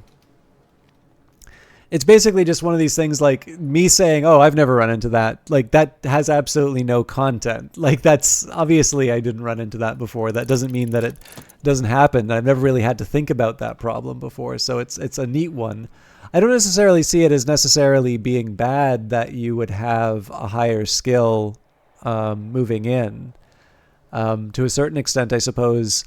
Like I guess in the grand scheme of things, if you can, as long as you reply to St. Ronwin's Trust before the spring, the only thing you really miss out on are opportunities to earn Spintra. Okay, so we're gonna get that regret. Actually, that's fine. That saves us the trouble of... So yeah, that regret actually saves us the trouble of using an element of the soul. We're already committed to the sweet bones, but maybe we'll just earn some money there instead. Yeah, I guess what it does is other than the fact that you don't have the visitors to get you Spintra, spending some time building up your skills, that really just seems to be allowing you to get, you know, better books when the time comes. You think you're going to sleep? You're still listening to the stream to keep your brain busy. Have a good night. Thank you very much for stopping by. Thank you very much for stopping by, Panzer. So I hope you have a good sleep. Yeah, sorry, Ria, I should have been a little more careful. What I mean is, like, so you start in spring, and then as the year goes by, basically when you transition from winter to spring, that's when St. Ronwin's gives you your 1 pound note. So, like, the more I think about it, if you don't reply, now I don't know this for sure because I reply to the trust pretty much as soon as I can, but I suppose if you don't reply to St. Ronwin's trust until like the last period before spring, what you do, I guess, is you fill the library with as many catalog books as you can find. You get your skills up as high as you can go, and then you start the year with your full stipend, and that's when visitors can start going by. I suppose the only drawback to that is that because you don't have visitors, you can't earn the Spintra, which means that, you know, you can't learn languages, you can't buy books from Oriflammes. And I guess for me, I've never felt that I'm so constrained on books that I can't help the people who visit.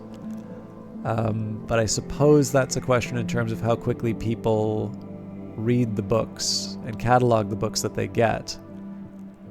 So I'm kind of just I'm just kind of talking out loud in terms of how I started. I'm sorry, you don't know how you did it, or is that a question for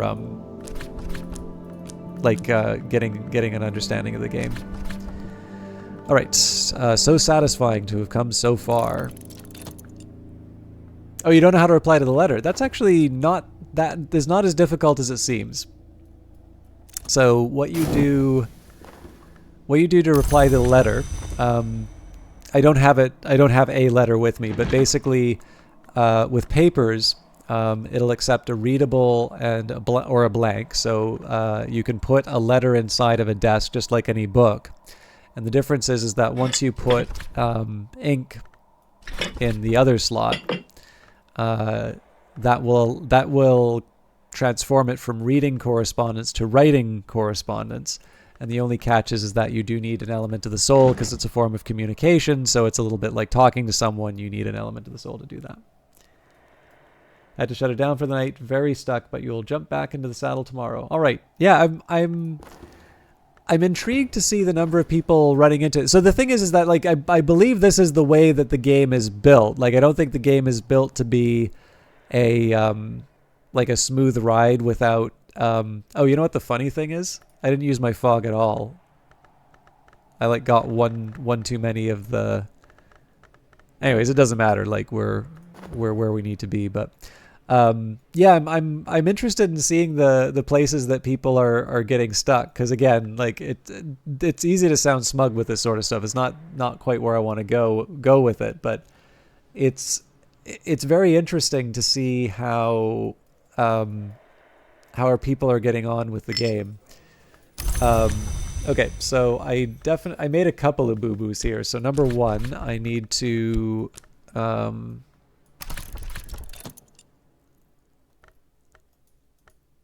Okay,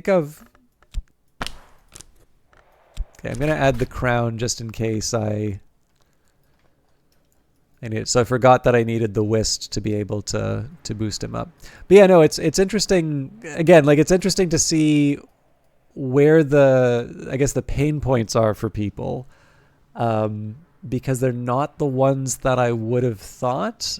But the reason I think that is just because of my own experience with the game, which is a very, like, that's not representative So you're giving me a little bit of an education here in terms of where people are running into.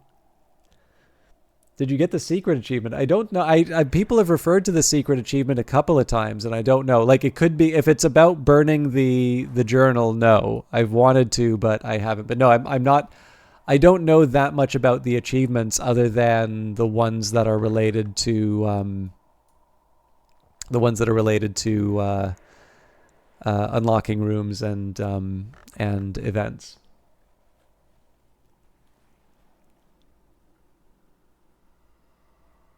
Yeah, that's absolutely the way to do a game like this, in my opinion. Be free. All right, I can offer my assistants something to drink. This will increase their aspects. They'll also be glad of the refreshment. So let's see if we can make something. I'm just going to take a second here to see what I need for Solomon's preparation.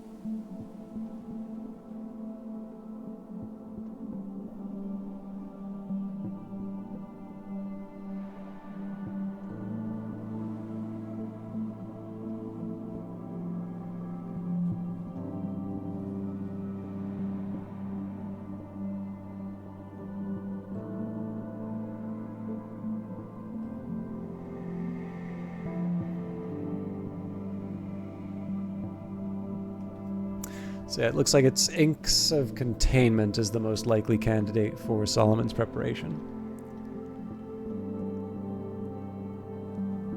Oh, interesting. So you get one for each.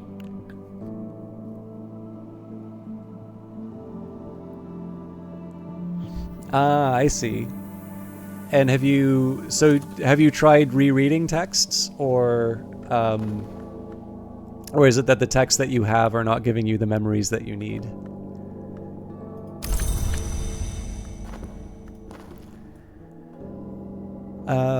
Okay. So the challenge here with Inks of Containment... Oop, we're not considering them.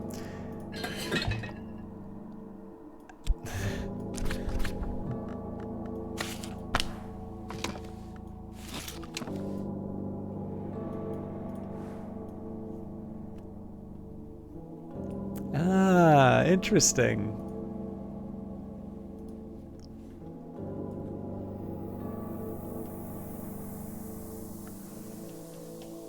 So I'm just trying to think here, does it make sense for me? Like,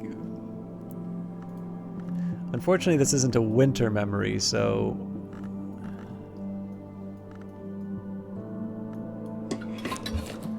I do want to do something with Solomon's preparation, but I really don't want to try and recover another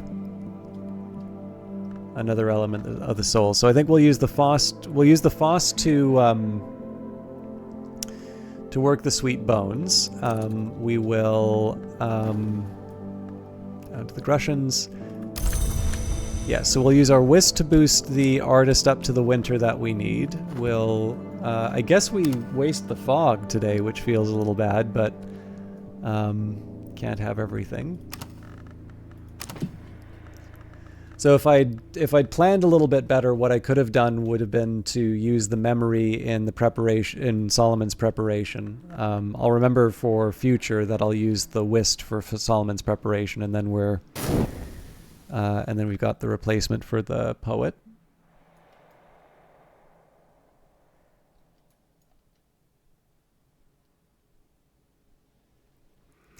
So that's interesting too, because it does warn you that you can't complete the game if you throw away your journal, but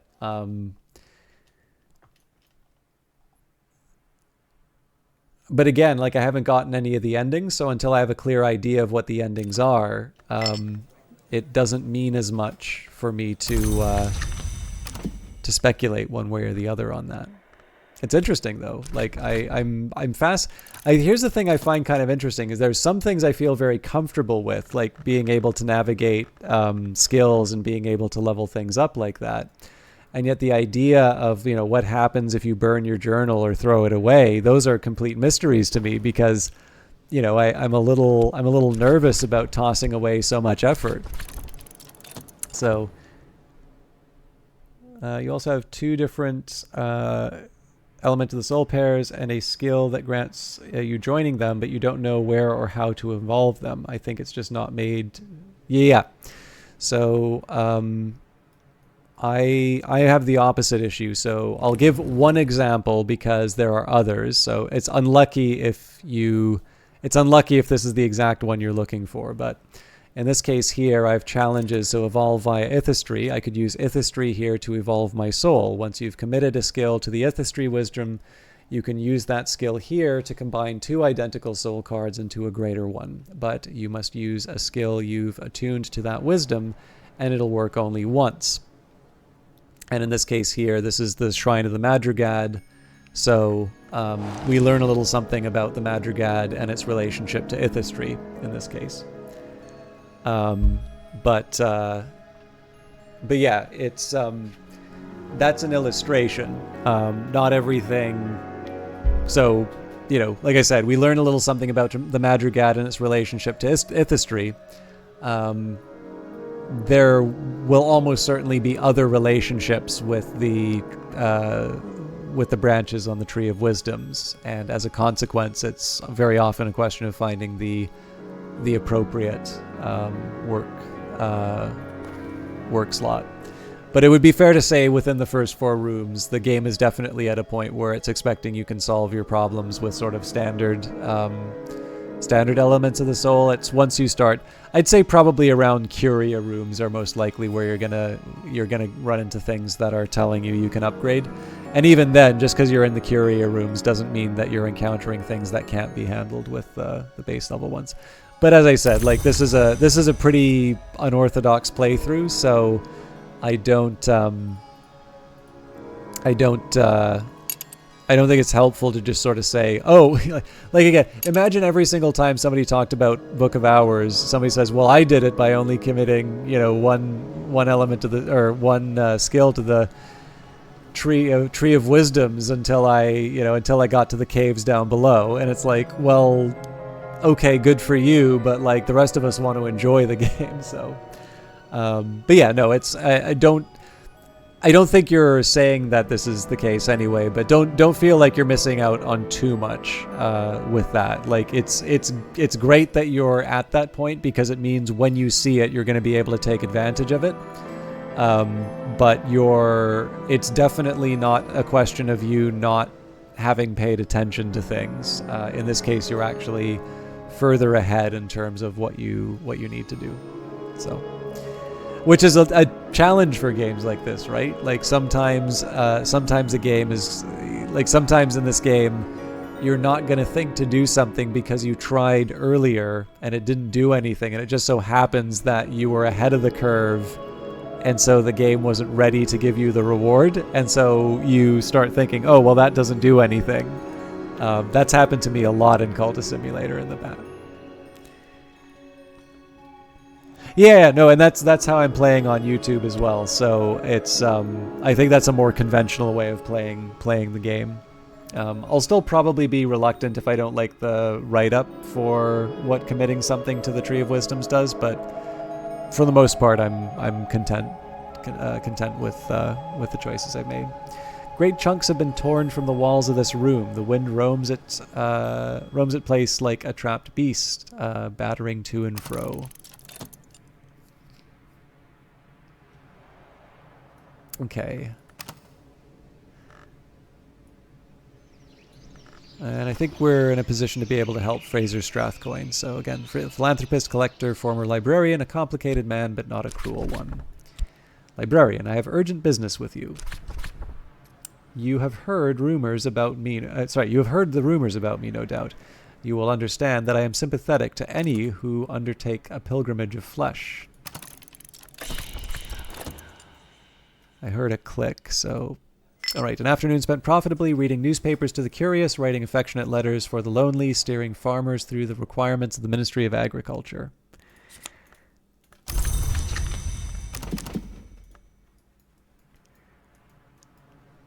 And for scale. Alright, so he just wants 3 scale. I'll try and be a bit cheap about it, so 108's probably it. And there used to be sort of untrustworthy characters in the game. It doesn't seem like there's any right now, but it's worth keeping an eye, especially if it's something like 108 where, we're worried about something that'll give me the confounding parable. So, Labites are rare. Fallen Labites rarer still. If Abacassus continues to change, what will he become? History is hybrid, eternity pure. I wish I could protect Abacassus. I would have liked to speak with him. On that note, actually, let's take a quick look at the write-up that we got for glass blowing and vessel crafting. So, Glass the Keeper. This was under the Hushery Wisdom. The fundamental purpose of a glass vessel, to separate what is without from what is within. Perhaps this was the first purpose of the first hour, and only in that first moment could there be perfect understanding.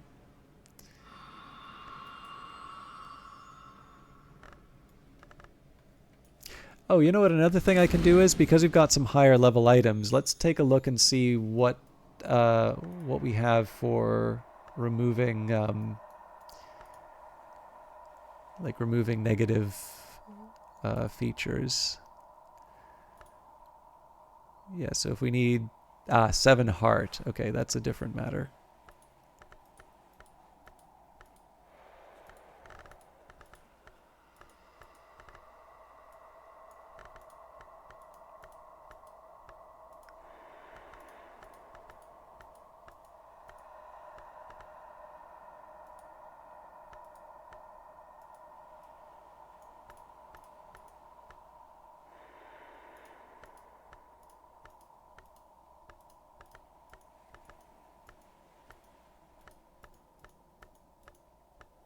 Oh, or paused, sorry. I was gonna say, sorry for the silence and all of this. I don't regret going online, because it was actually very nice to see so many of you.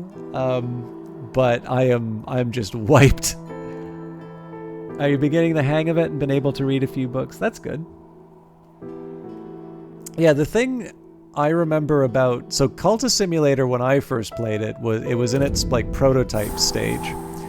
And so there wasn't any guidance in terms of where the books would go. Like, you could put any card into any slot. The number of possibilities was just enormous.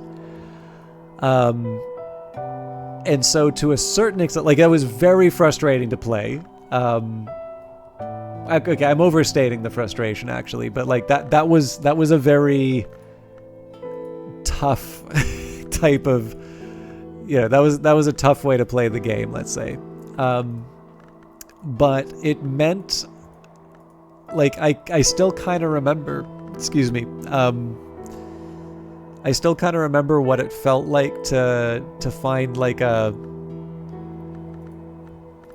to find something new. Like, it made it really, really exciting to sort of crack the nut of a problem, and that creates its own kind of excitement. So it's kind of neat to see people come to this game and they're getting those moments of excitement when they sort of find a new combination, and there's new potential that's unlocked. I actually appreciate a lot of you sort of coming in and sharing these, because I like kind of reliving some of those moments vicariously through all of you, but still. Okay, Gullscry Tower, Eel's room. Eels de Wolf inherited his father Valentine's madness and was found unfit to inherit, so his sister Ava held the isle in his stead. When his fits of violence became uncontrollable, he was confined here in the tower, where his sister would visit him 3 times a week until his escape, sometime in the late 1720s. Eel's ultimate fate remains unknown. Here we have a cage. Valentine de Wolf put his only friends in cages. Did he close the cage doors? Knock and scale. Cooperative, sustenance, and beverage. So apparently, this is supposed to make some exciting sounds. Restful garden chair. Sit here and listen to the trees grow, or the leaves fall. Preferences differ. Stimpfling. Ava de Wolf taught her father Valentine how to hatch these silvery little villains, but he never learnt to like them.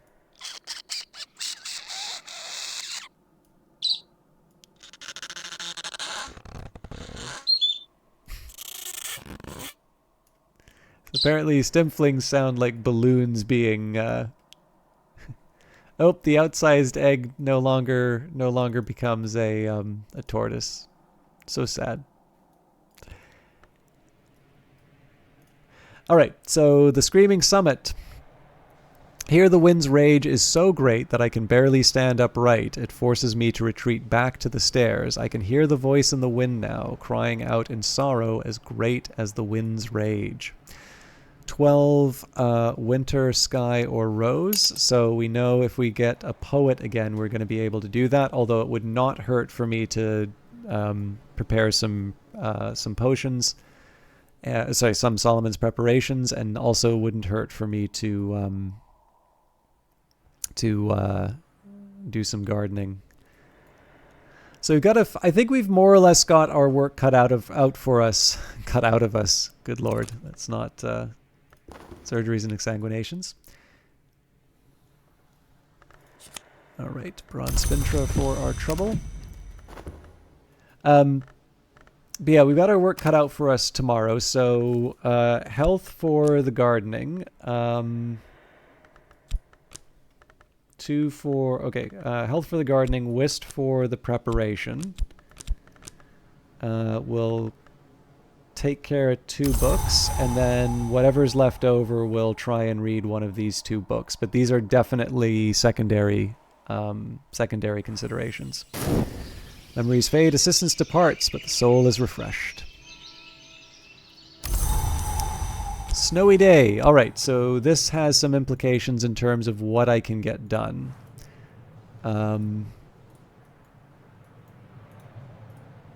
Perhaps the better call would be to see what kind of...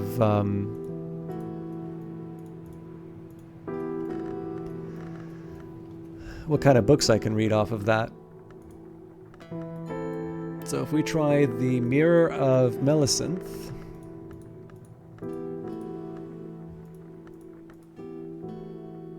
so we can get up to 7 with Sacrolamea, 8 with the Astrolabe, 9 with the Faust,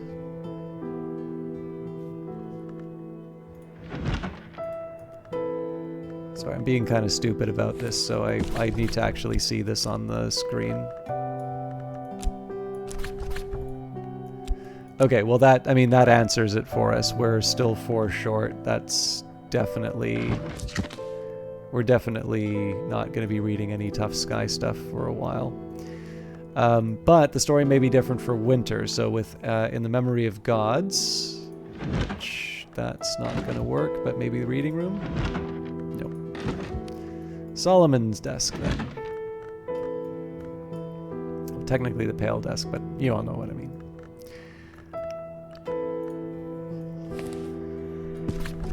This would also require Fusim, but...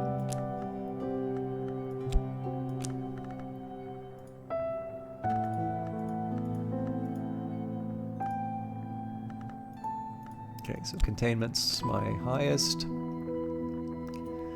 Oh, now that's interesting. So unfortunately, I think we're still short a winter tool.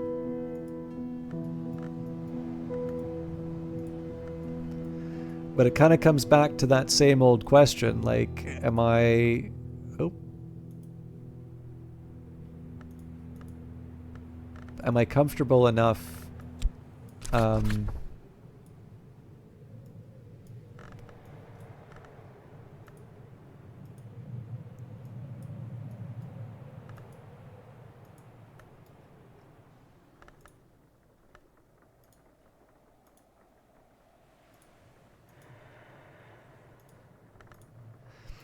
Basically, am I comfortable enough with the uncertainty to try and push? Yeah, I think I'm going to go for this.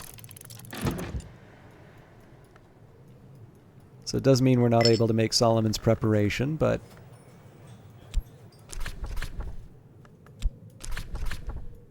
at least not at the start.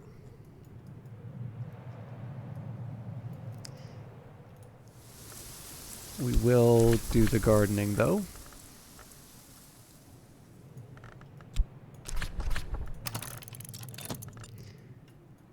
And then that raises the question, how do I spend the rest of the day?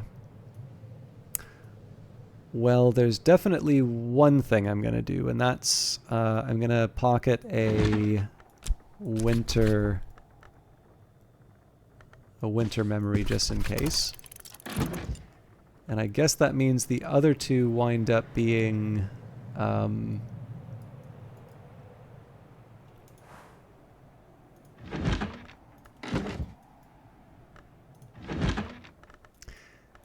I guess we use these for cataloging.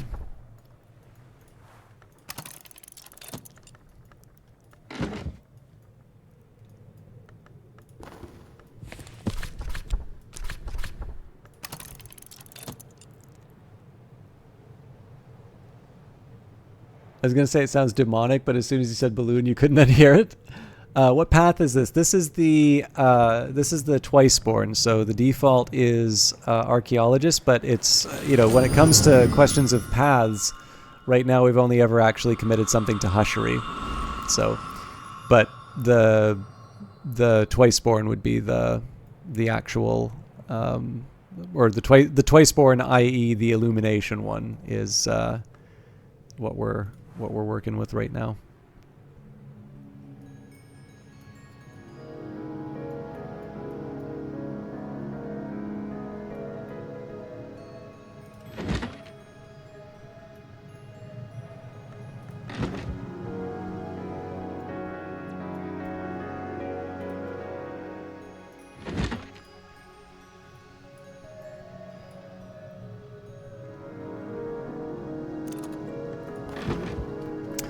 Black nephrite. Okay, well that answers the question about whether or not the curses are regularly placed. The previous run we had a cursed black nephrite, but we don't have a cursed black nephrite on this one, so it's not the same between runs.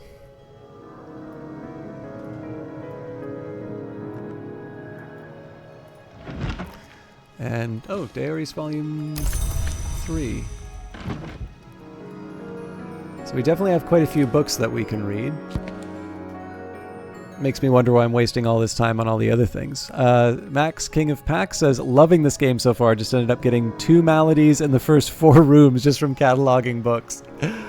Well, at least now we all know how to make the most of maladies. But I remember the first time I got a malady, I thought it was impossible to do anything in the game. So there's definitely different reactions to when you get a malady. I'm glad you have a sense of humor about it, because I remember when I first got it, I'm like, oh man, what the hell do I do now? And it actually turns out that it's very easy to get rid of maladies, but it's easy to get rid of maladies when you know what to do. And I remember I searched high and low for a certain kind of drink, which I couldn't get. This is not looking good. Okay, no, irrelevant thing we should be able to handle. Duend, I don't know, and a memory. Okay, both of these are possibilities. I want to see what the day gives us, though. Okay, it wants a memory right away, so let's just give it the memory regret and call it. I think the GOG one that I did while interviewing Alexis and Lottie, I think I dodged 2 curses. I'm trying to remember because they're all running together now, but there was one where I wound up like dodging 2 curses out of just sheer luck. Like if I'd like, it was basically I got a, oh no, sorry, it was the one I did after Lottie and Alexis, I'm pretty sure. But there was like one where I like checked a book with Trist, and it had a curse that would affect Fet, and then the one that I used Fet on had one that would have affected a Trist. So like I know the one for Trist is Chionic Theoplasma. I can't remember the one that's for Fet. But like it was quite literally, had I just rolled the dice a different way, right? If I just put them on different shelves, I mean, maybe even if the shelves had just been ordered in a different way, I would have been, just sunk. So those are kind of fun. But again, it's easy for me to say, oh yeah, this game is awesome, because it turned out for me. If I'd been hit by the two of them, I would have been raging. So. The Barrow Child, a nameless Gaulish adept who joined an organization identified as the Ordo Lamea, writes regretfully of the destruction of the gods who were stone, the hours who preceded humanity. The Barrow Child singles out the sacred tribune, the scarred tribune, the Red Grail, the Forge, and the Moth for special condemnation as murderers of the first gods. We live in the shadow of their crime, she writes, and we must evade it or repeat it. The Barrow Child describes how the Grail drained the hour called Tide, how Moth usurped the wheel from within, stealing its skin, and how the Forge first eclipsed, then shattered flint. Perhaps there are glories, she observes, but then it cannot be that glory is merciful. So interestingly enough, it doesn't say what the Scarred Tribune does, so I believe the Scarred Tribune is the Colonel, and the Colonel, if I recall correctly, is responsible for the slaying of the Seven Coiled. But not mentioned there.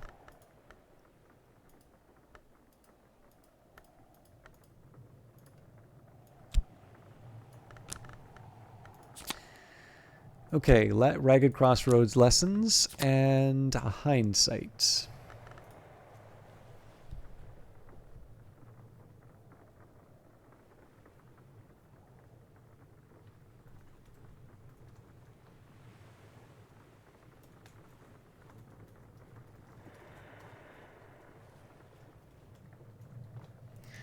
So I think if it's Ragged Crossroads, it's going to require a little effort, but not a ton.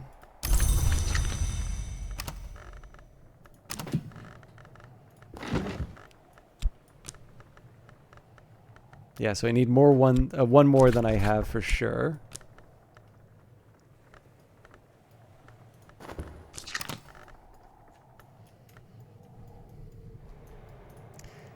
And we did get a poet, all right.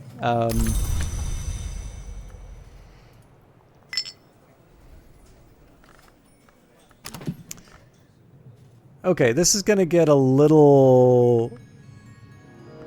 It's gonna get a little dicey, but let's,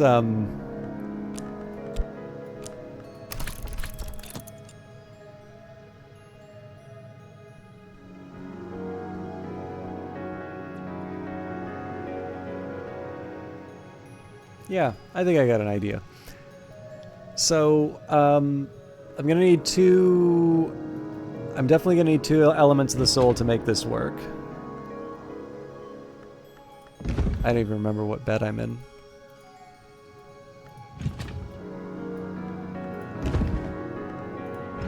Okay, the Motley bed. I gotta figure out what I want to drink, though. I know I used to drink a lot of tea, but...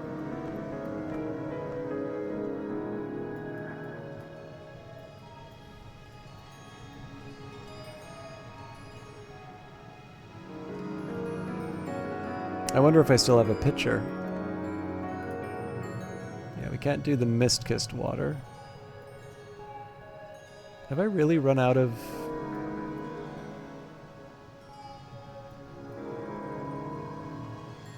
I mean, I wouldn't be surprised if I ran out of tea. It's just very inconvenient if...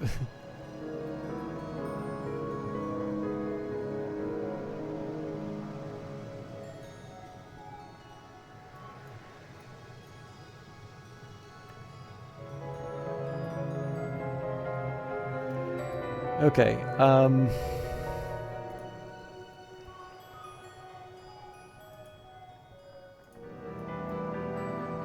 I guess the question here would be, what's the most plentiful out of what I've got right now? If I really don't have a glass of water. Well, the other thing I can do would be mouse over the beverages. Again, I'm looking for something really simple here.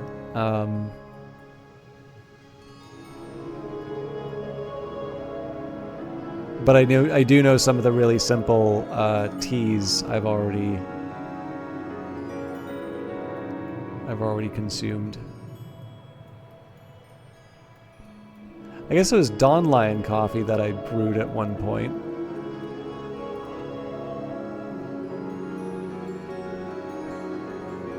I actually see more use for the Dawn Lion. What do we have in the wine cellar? Lots of dandelion wine. Yeah, you know what? Let's just pour some of the dandelion wine. Pour out.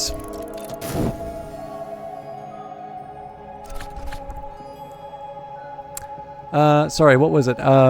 You still haven't gotten a miner, but you have Denzel though. So are you trying to hire people in spring? Because like a miner should be a guaranteed hire for you in spring. Outside of spring, you're going to be getting different people. But I'm actually, like I said, it's surprising to me to see some of the things that are turning into stumbles, because like a couple of them I would have assumed were straightforward, but I can also see why I'd be mistaken on that. Because again, if you try to hire someone in summer, like if you don't start working on rooms until summer, then you're going to have a completely different set of tasks. And sorry, what was the... Oh God, there's actually been a few people. So, but yeah, it's been you've been kind of stuck, barely have any items to get rid of them. Is there an easier way? The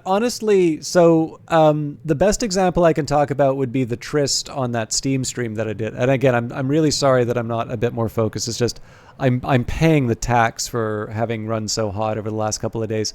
So the best way to think about the diseases. Or the maladies. So first of all, they're not always bad. If you use them the right way, you can use them to sort of get a lot of memories and a lot of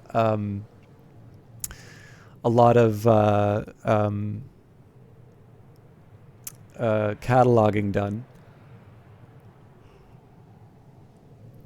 And the thing to keep in mind about the maladies are that the only thing you actually need, like the guaranteed you must have this, is a beverage. Now, in reality, you're probably going to want a beverage that is related to the malady that you have. So a really good example would be the sky recovery that I needed for my tryst. Because you first look at it and you're like, this is impossible. Like, there's no way I'm ever going to get my sky that high. But then you get your first gale, and all of a sudden you have 3 sky just because of your, just because of the weather. And then you can say, oh, okay, so now I've got 3 sky, and then you also say, oh yeah, and I forgot, I also have the veiled goddess Lapsang Suchong. So now I've got my drink, and now I'm up to 4. And in fact, if you do that, and you have, I don't know, like you have Faust, that's where you can get your last guy. Now, I don't think there's a way that you could do a Gale and a Faust, just because I don't think there's any heart lantern beds. At least I haven't run into any yet that I remember. But you could say it's like, okay, well, we couldn't make it work with a gale, but now I just know I need to wait for a storm and a veiled goddess Lapsang Suchong, and then I can heal that as well. And that's the easiest case. Now, not every disease that you deal with is going to be, it's not going to be something that has sky or heart. Some of them are not going to have the higher intensity that you need.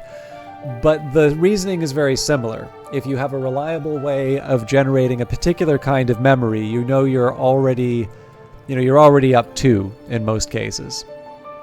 If you can craft something, like if you can craft a higher level memory, then you're in an even better spot. In that case, you can go. In that case, you can. You may be able to get away with just an element of the soul and that higher level memory. The real trick about it is just making sure you have a way of combining them in the appropriate bed with a drink. So, okay. Let me see what else I had here. Again, I'm sorry if I'm not being very coherent on this. I'm trying, like, where I can. I'm trying to focus on the one thing at a time. But I'm just realizing how much I'm realizing how much chat that I've just been missing because I've been sort of zoning out. Oh wait, we've got dead gods in the oh yes, sorry, you were referring to in memory of gods. Mercy's found only in shadow. Max King of Pax is quoting the Watchmen material, not Watchmen the not Watchmen the comic. For those of you not familiar with who the Watchman is, how many people in chat know who the Watchman is, also known as the Door in the Eye? Because I could be referring to absolute nonsense for people. Oh, got nothing but minors, not nothing. Oh, yeah, sorry. So two different messages. That's all I saw Chalk get in a past stream. Yeah, and that's because if you visit, so there's two things that you can do when you go to the Sweet Bones. So again, I'm sorry if I'm like giving away the store. If you want me to keep things a little bit more coy, let me know. But basically, if you just use money at the Sweet Bones, there's a guaranteed assistant depending on the season. So in winter, it's a fisherman. In spring, it's a miner. In summer, it's a barber. And in autumn, it is a gardener. And like the miner, I think, gives 2 scale, 1 moth, 1 forge. The barber gives 2 moth, 1 rose. The gardener, I believe, gives you 2 nectar, 1 grail. And the fisherman, I think, is 2 sky, 1 moon. But if you take your money and you also add an element of the soul, that's when you draw from a random collection. And the ones I've run into so far have been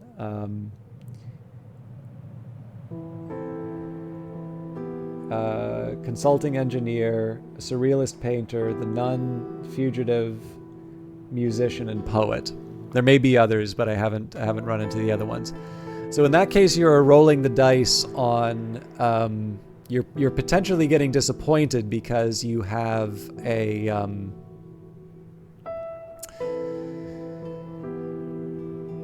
the more I think about this, the less likely I'm thinking this poet's going to work. But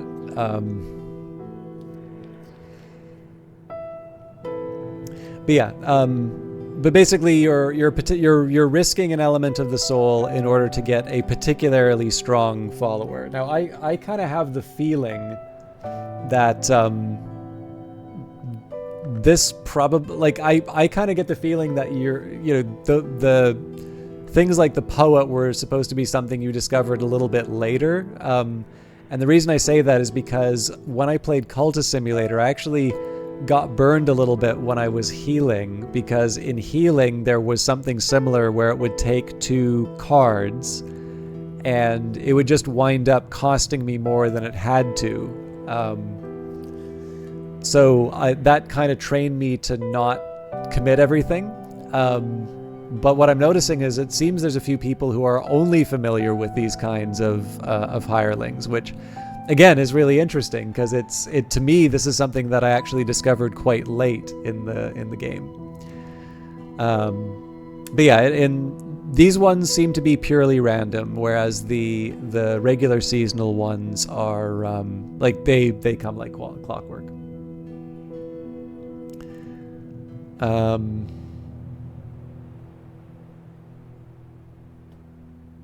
Yeah, so there are actually, so this poet came from the Sweet Bones, but it came from the Sweet Bones because I had both money and an element of the soul. When you say Watchman also knows the door in the eye, immediately think of your cat named after Yog-Sothoth, the key in the gate, lurker at the threshold. Well, I mean, we're everything is full of our arcane and mysterious gods.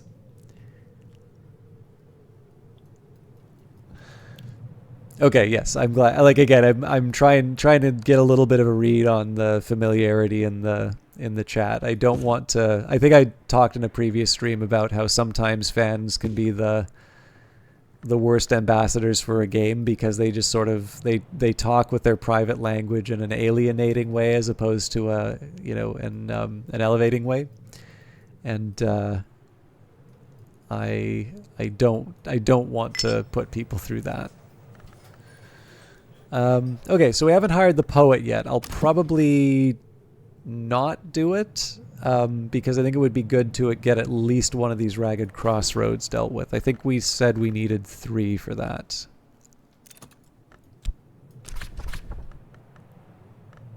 Actually, we only need 1 more. So... But then again, I need to commit the whist. We'll see. There's a possibility.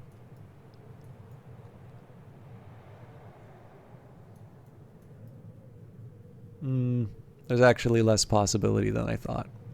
Yeah, you know what? We'll say no to the poet. Let's worry about our books first, and then we'll worry about the next step.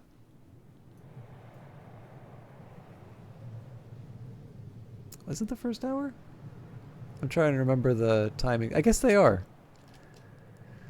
I do have the tarot of the hours a little bit elsewhere, but I haven't committed it to memory, I'm sorry to say. But yeah, I'm a big lantern fan, so the door in the eye is a particular favorite.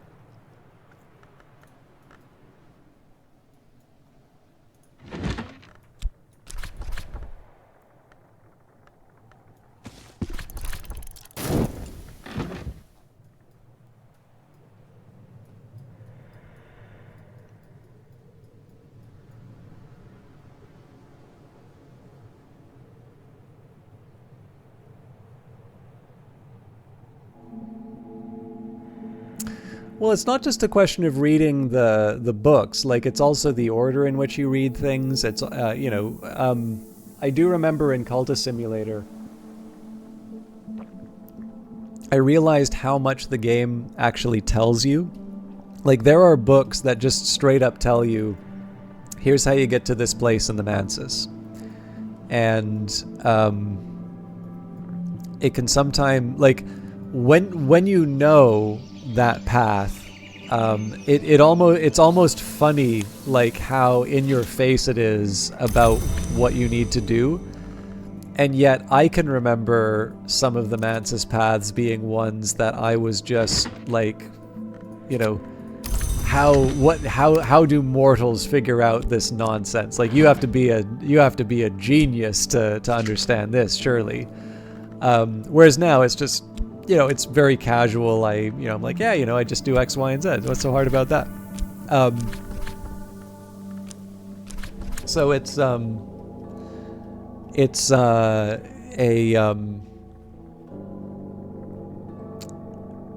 especially for Cultist Simulator, like, I feel it's not just a question of quantity of the books, but I kind of get the feeling that the lore that people understand the least in that setting, in like the secret history settings, are usually the first books that they read, because it's that time where the game hasn't quite revealed what the...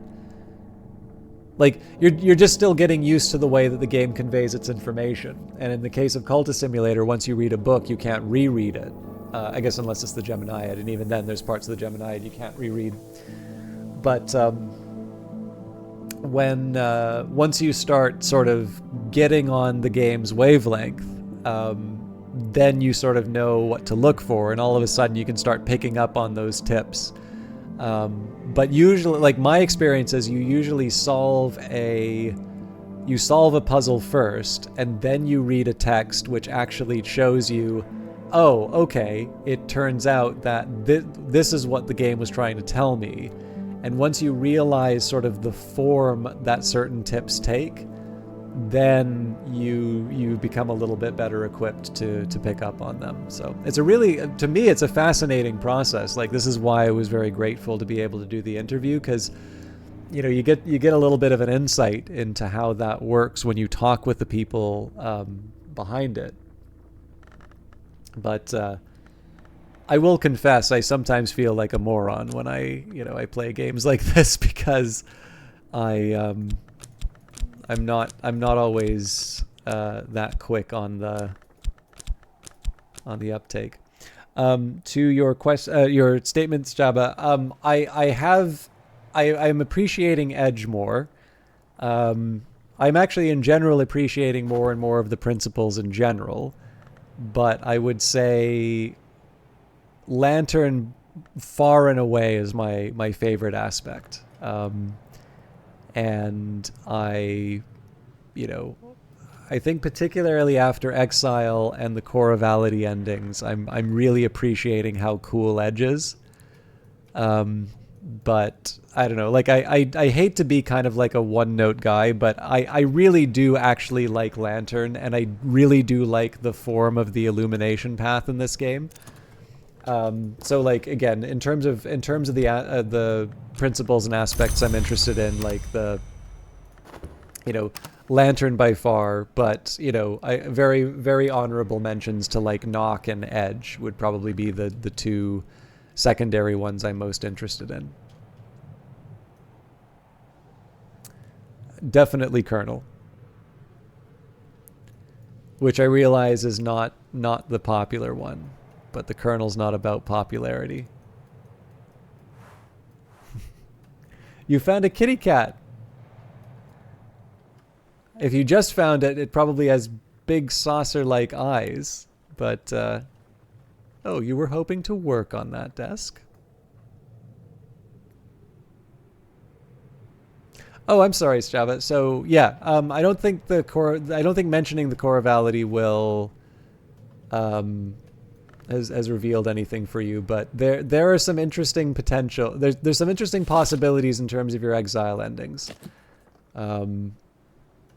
There's, let's say, I don't want to say the obvious endings, but there are some endings which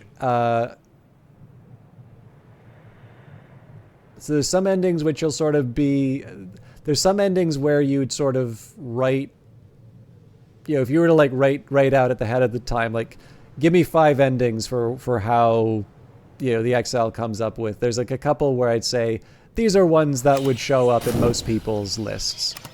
But there's also some endings in Exile where I don't think people quite appreciate where it's going. So you also like Lantern, though? Yeah, I'm a big fan of Lantern. So, all right, Oriflammes, established 1776, Sense Sign Sciences. Dear librarian, we would like to offer you this opportunity to purchase the hunting journals of Brian DeWolf. Definitely not that expensive. I'm very happy to spend a bronze spintra to get an 8 scale text.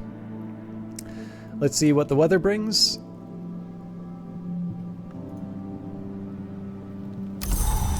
Hail. This is gonna require some thinking because I don't think I've got the sky to. I don't think I have the sky to take this to where it needs to go. But, well, as always, we want to see maybe if there's something we can do with the texts. There's no way I'm reading the Book of True... Well, hang on. Book of True Blood. So if we were to take the 6 from the Auroral Contemplations, or Disciplines of the Hammer,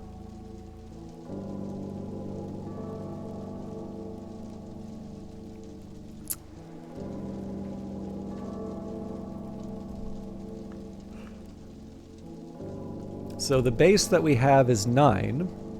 Actually, it's 10 once we use an instrument, but the problem is, where do I get the remaining 4? So I think in this case here, it's actually better for me to use it with the Ragged Crossroads. And if I recall correctly, I'm just going to need 3 for that? Yeah. No, not even. I just need 2 for that.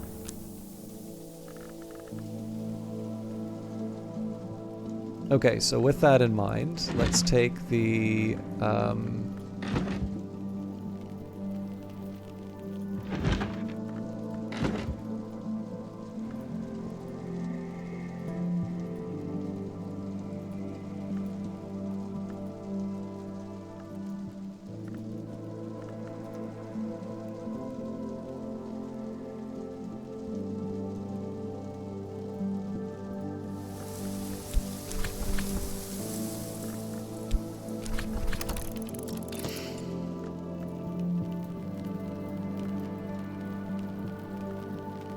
Okay, we'll start with Trist.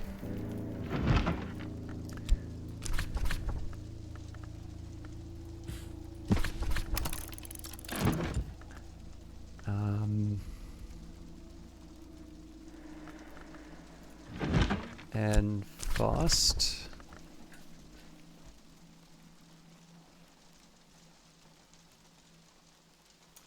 So in Memory of Gods will give me a hindsight. Okay, so with the Whist we lock in the Ragged Crossroads, and I have a Faust and a Shap left. So from that, I think what I'll do is I'll use Weaving and Not Working on the true and complete accounting of the Asclepian mysteries of the roots of the house, because I can probably slide whatever upgrade I need under the radar on that one. I just need to find a desk that will accept Heart and Moth. Well, okay. We know what one that is. Natan of Regensburg.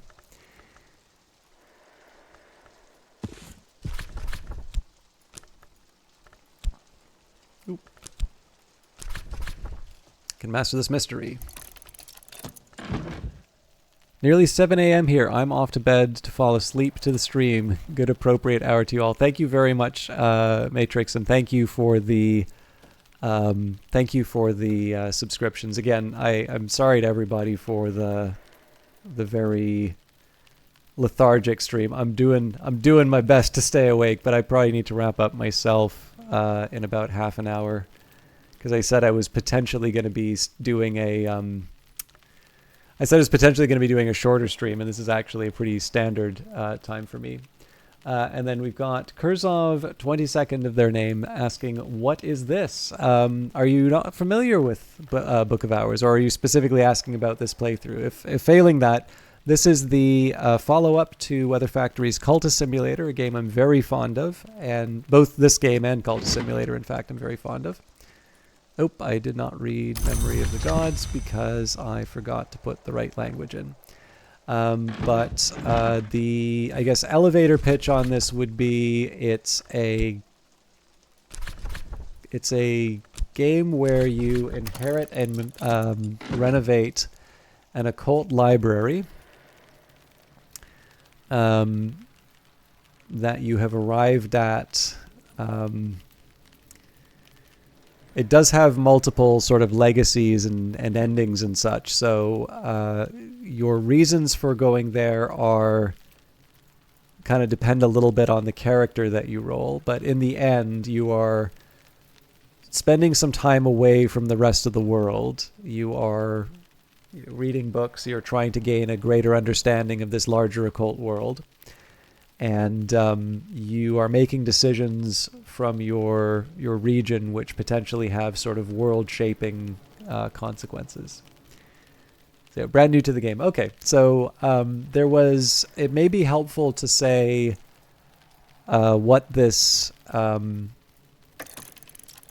might be helpful to say sort of the origins of this style of game. So this, again, I mentioned the company Weather Factory who makes this game. The game that they made was called Cultist Simulator, and in that game basically it takes place entirely on a desktop told through cards, and effectively in that game you are a kind of you're someone who's been given a glimpse to this occult and mysterious world. It's just a small glimpse, and it's not very clear exactly what's going on. It's a game actually that you learn by playing that game. But essentially, you come to terms with what that means. You read these sort of complicated texts and try and understand this world of sort of secret gods and societies, and you go and raid vaults. But the thing that was notable about Cultist Simulator was that it was quite difficult. It was challenging in the sense that it would have a lot of timers that would ask you, you needed to pay the rent every month, and you needed to, avoid getting too depressed, but you also needed to sort of keep your enthusiasm down. Otherwise, you would sort of lose your mind in the other direction, and sort of you would sort of lose your grip on reality. And so it's a very, very good game, but it's one that is very polarizing in terms of its difficulty. And so this game can be seen as sort of an answer to that challenge, in that there's a group of people who basically say, I really want to appreciate, the writing and this strange, this strange world of, of arcane gods and such, but I just really can't. I'm too stressed out by the timers. And so this game here basically is kind of the answer to that. And like I said, it's one where you spend a lot of time on your own in the library. Just to give you an idea of the number of books, like we've read every single book inside of this, and every book in it has, basically 3 chunks of text that give you a little bit more information about what's going on. And the information that you get from the books kind of, I'd say there's 3 layers to it. So there's what you as the player get inside your head. There are the skills that you get, and there's specific things you can do to improve your skills, which will allow you to read even more complicated texts. But finally, the most dramatic one is this tree of wisdoms. And so you can choose. I've underutilized the tree of wisdoms here, but you can basically take the tree of wisdoms, and you can start committing certain cards into the tree of wisdoms, and they will give you more elements of the soul, which are basically your ability to do things. And this is much more tied to finishing the game. But I've been giving myself a little bit of a challenge in terms of not committing items to the Tree of Wisdoms. But it's actually not a bad time that you decided to stop by, because we are about to do an upgrade for a skill. So here we've got Snow Stories of Wind, Woe, and Winter. This provides moon and winter aspects, which will be relevant when I try to read certain texts. And the way that I can improve it is, first of all, I need to put something of myself into my learning. So in this case, I add Wist, which is an element of the soul. Name Memory, that part which remains. Most librarians know that books have souls. Most librarians hope for books with simple souls of Wist and nothing else.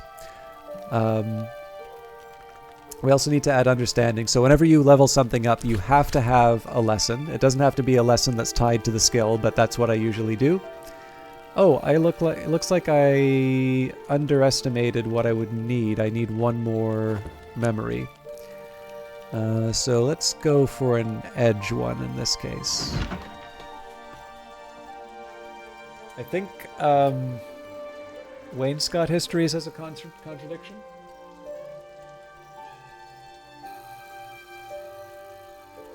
Yes. So this is an example about how I would use a book that I'm already familiar with.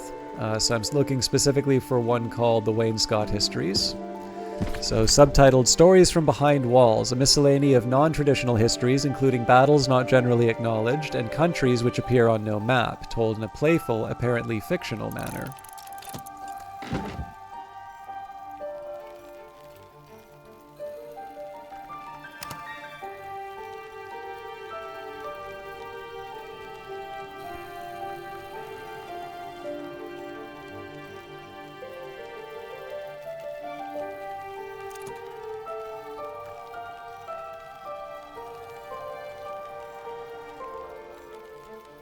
Something finished.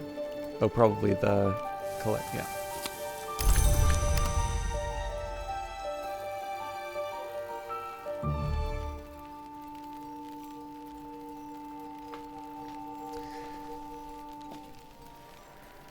There's a few books that I'm reading right now, but I'm mostly interested in getting the memory from the book that I've already read. This is the other book that I'm working on. Although this will give me some information that I need, so... Okay, so this was the true and complete accounting of the Asclepian Mysteries of the Roots of the House, descriptions of the Asclepian Mysteries reproduced by one Riley Gressa from supposedly a much older text. It is unlikely to be genuine, but it makes reference to the house without walls and its wood right there in the prologue. This is very obviously not an antique text. At the very least, it has been badly mutilated, but it contains substantial, intriguing material, especially a persuasive comparison of the house without walls, without doors to the human body, with its many portals. And the quote from the book, "The direction of death is down," the book explains. The peacock door has been considered a rent or an abrasion, but in some respects it is more like a mouth, if not a more treasured point of entry. Discussions of the doors include a rite which may conjure creatures through those doors, though key incantations are missing. So we got a memory impulse from that. I'm actually going to write that down in my spreadsheet.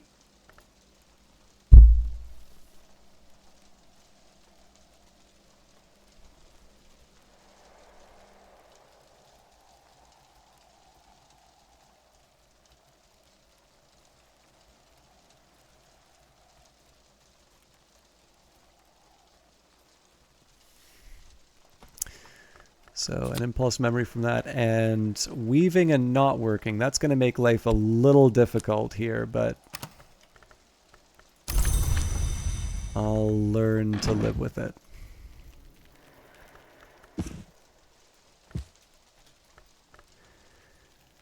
Okay, so that's going to be something I use to level up another skill. And then the Wainscot histories, this is what happens when you reread a book. It tells you, you get the text again. So Gore does not mention the Mansis directly, but constant coy metaphorical references to ascending the staircase of years, to the doors of sleep, and to the blue light of dawn suggest he had commerce with the unseen world. It was common in that time to speak of the division of the sun, by which contemporaries understood the eruption of barbarian forces and their uncouth gods. So this will give us our contradiction. We'll now use our consider verb with ragged crossroads.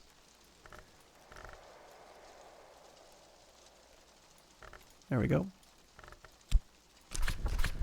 I blew it again. So for some reason I put in snow stories instead of ragged crossroads. Oh well. Well, actually, okay, so can I somehow turn this into a moth thing?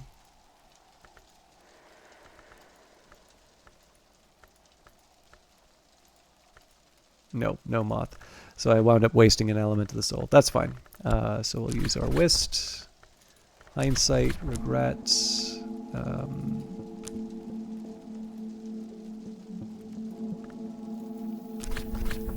Another fruit plucked from knowledge's tree. Improve this skill to level 4.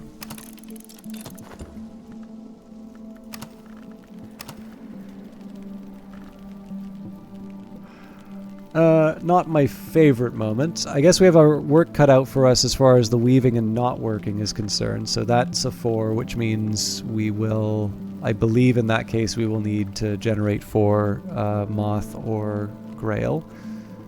Sorry, moth or heart. Which probably doesn't leave me a whole lot for the rest of the day.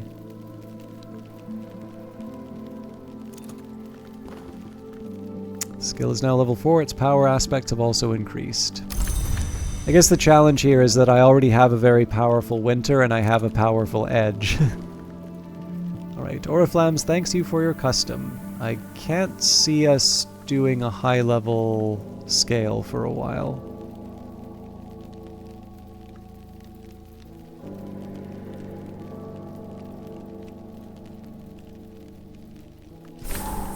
I'll set it aside here, but I'm probably a little too optimistic on it.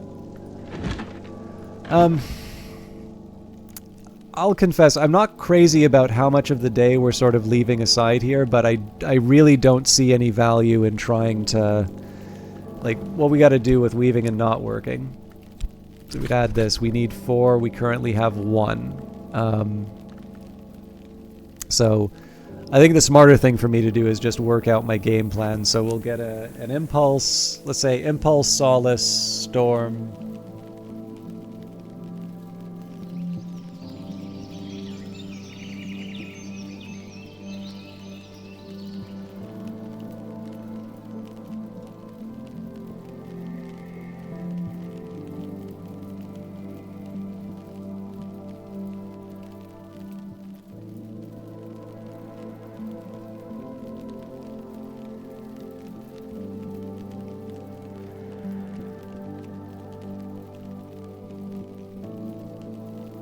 think we actually need satisfaction in that case.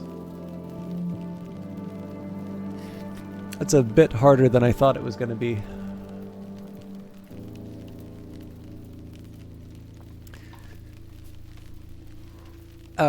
Okay, so if that's the case, let's see if we can preserve the whist, because I'd really like to be making Solomon's preparation.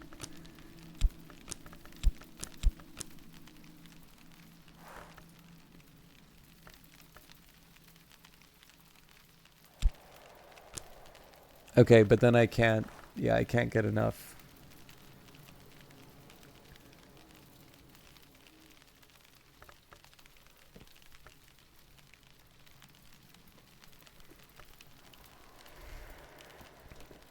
Okay, then yeah, these are going to be the four that I get the memories from. The whist will be to make Solomon's preparation, and the heart will be to level up weaving and knot working. Not the most efficient use of the day, but it's what I got.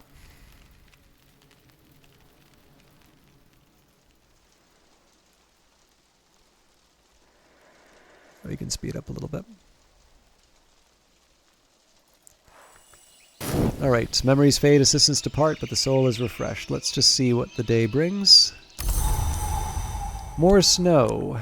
So not directly relevant here. I'm actually going to deal with the snow separately, because we're probably not going to make... Oh, actually. Nope, not relevant. Yeah, in this case, let's just... let's get what we can in. So satisfaction comes from Fekri's Herbery.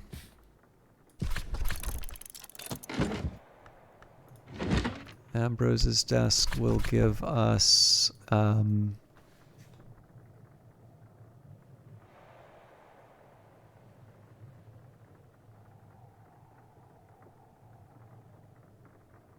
do Orchid Transfigurations noon.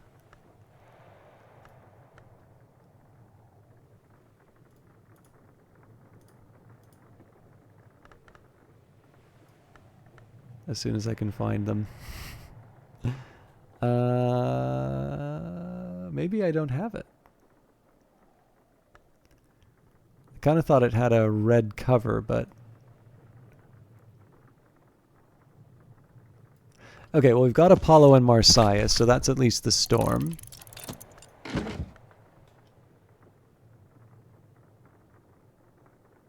Rose Hypatia should do the trick.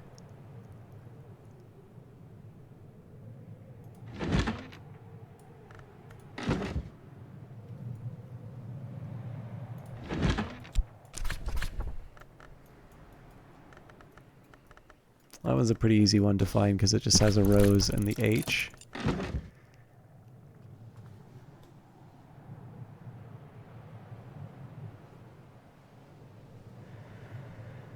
And I think De Oris 1 gives me what I need for the last one.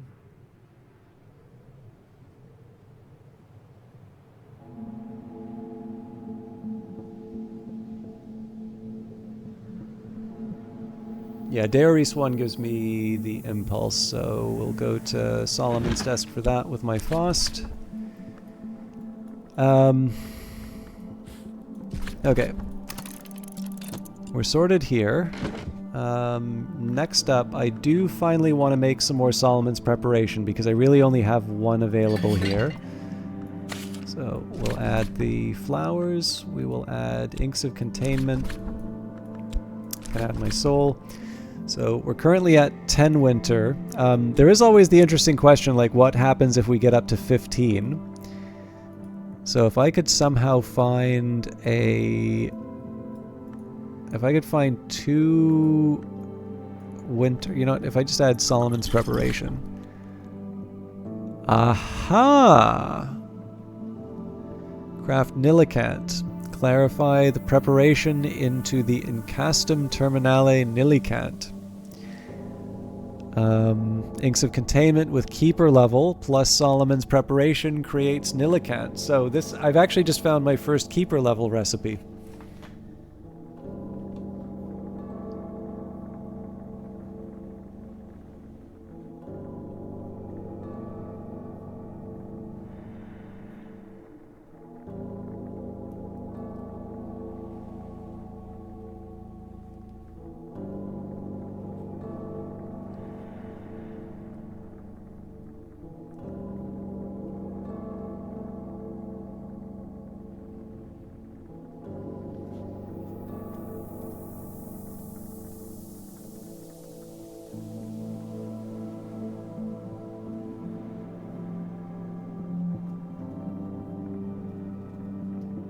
Again, sorry, I actually want to make sure I write this down properly.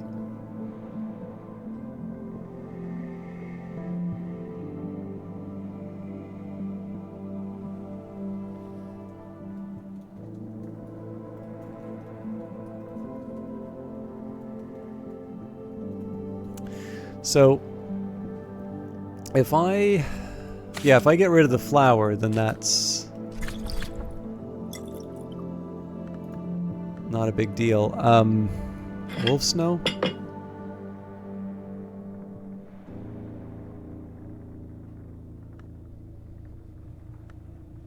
So this is the other thing that's interesting, is that it doesn't actually say... Yeah, so that's Eigengrau. Oh yeah, no, that's interesting. So it doesn't say, it says for a scholar level recipe, crush a flour in and mix a pale in chilling draft. It doesn't give any information in terms of what, doesn't give any information in terms of what the keeper level recipe is. So those are actually quite challenging to do. So there is definitely a side of me that wants to, like, man. I feel like I have to at least try this. So, clarify the preparation into the Incastum Terminal Nilicant. So I feel at this point, like I have to see what it does. It's not to my advantage to do that. I am actually down to Solomon's preparation, which I find very helpful. But, you know, how many times I'm going to get a chance to do this, right? On a snowy day, to be able to craft a powerful ink.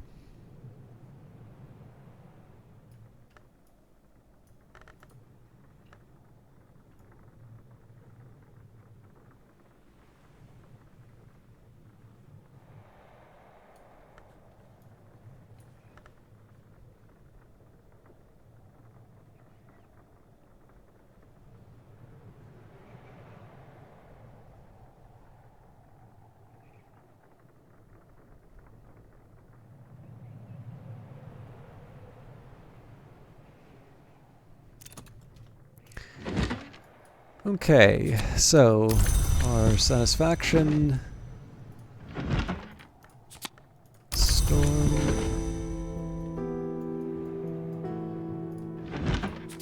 impulse, solace, good.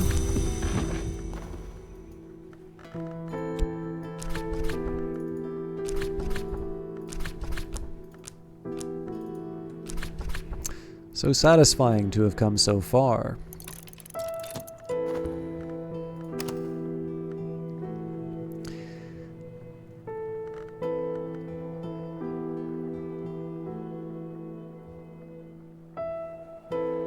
So there's still quite a bit more to do with the day. We're just out of elements of the soul. I am definitely inclined towards recovering the health, and actually there's two things I can do. I can recover the health, and then I can also brew some tea. But yeah, first things first. Rest and refreshment. Tuppence will buy me a hearty meal in a quiet place where I can rest and gather my thoughts. In winter, it is winter, and the storms have tightened the seas. I am sitting before the fire in the sweet bones with a beef and potato pasty in one hand and a hot ale posset in the other. This is very well written. Alright, this is an Incastum Terminale, one of the great inks. Use it with your journal to record a history and fulfill your reason for coming to Hush House, if you so choose. Nilicant, the Incastum Terminale of the third history. It's the bleak white-blue of winter. It has spawned an itinerant order of secret celebrants who regard worms as semi-gods, and who are sometimes called on to celebrate difficult funerals.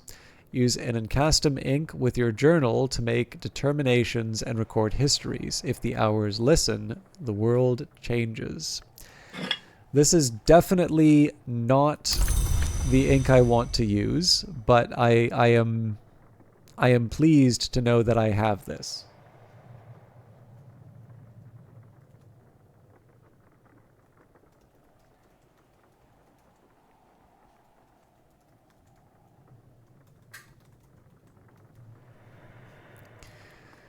History will be kind to me, for I intend to write it. Churchill, use encastum inks to make resolutions which can have far-reaching consequences. So just for the sake of argument, what desk would I write this at?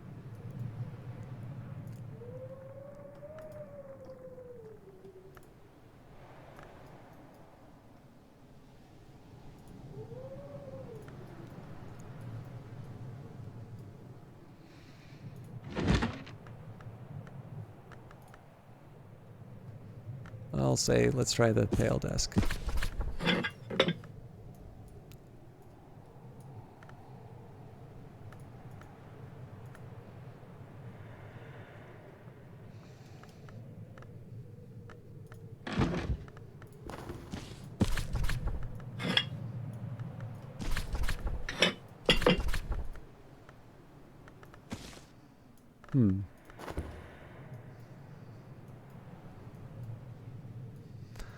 One to consider for later, I think.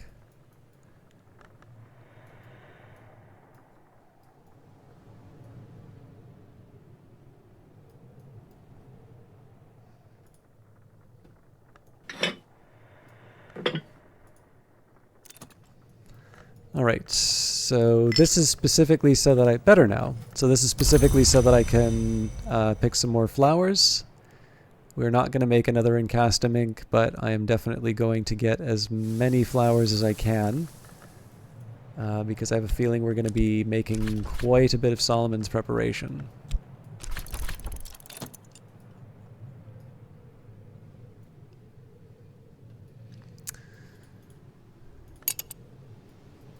Now, if I can, I'd still like to try and take advantage of something like snow to be able to get to the Screaming Summit.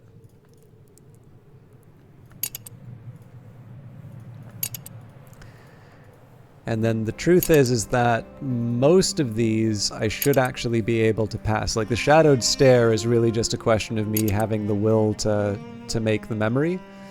9 edge forge or knock is not that hard for me to do.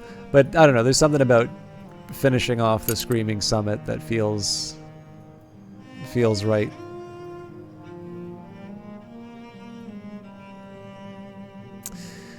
I guess the one nice thing though is for all of the effort that I've put in,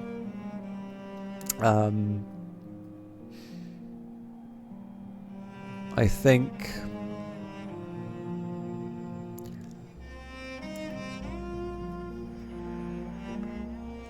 it's pretty smooth sailing as far as the next few books are concerned. So Shape and Smoke looks like, is it really 4 is our best? I don't believe that. Okay, Disciplines of the Hammer is at least 1 point better. Okay, I mean, I see how it works, right? We take Disciplines of the Hammer, we add the Mortar and Pestle, so that brings us up to 6. 7 with the Shaft, so in that case, it's pretty much anything goes for reading that one. So that requires the most effort. Now, Black Nephrite is much easier. That one we just use Tradista Horea and any element of the soul that we want, and we can upgrade that. That one I might even use with a Faust, and then there's the same argument with Deoris Book 3. It's Auroral Contemplations, and then we're done there. The bigger question for those ones are not, like, it's not a question of, you know, can I read the books? It's more, what is the lesson that comes out of that?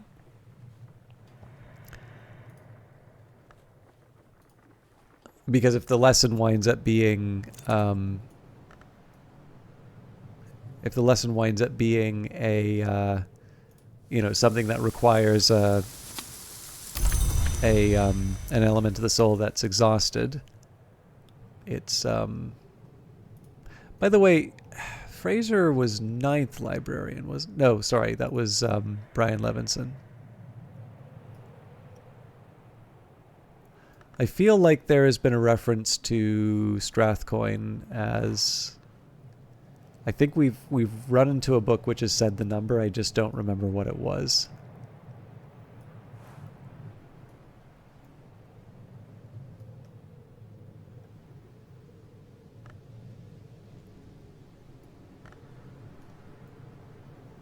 Anyway, there's plenty for us to do. It's really just a question of ordering, and I think the weather is going to be the biggest determining factor.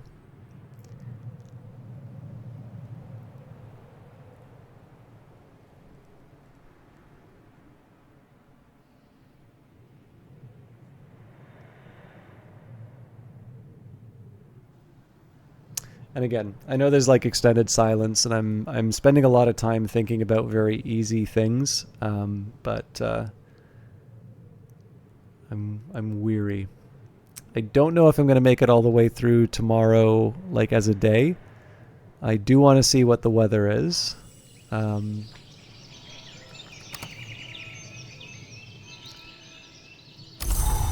Hail. Okay. I'll double check that we don't have an edge challenge.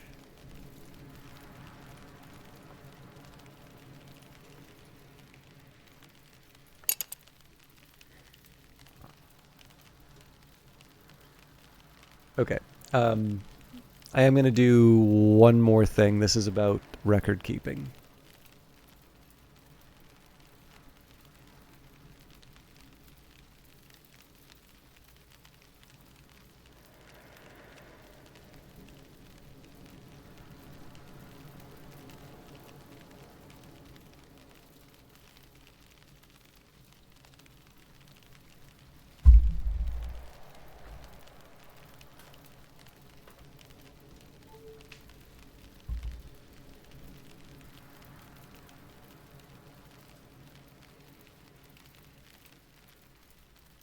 Anbury and Lapidary.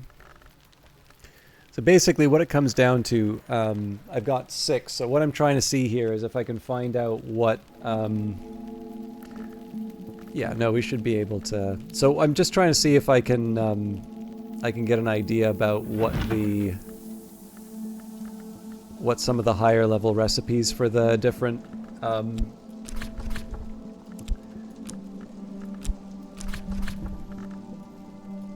I want to see what the higher level recipes are for the I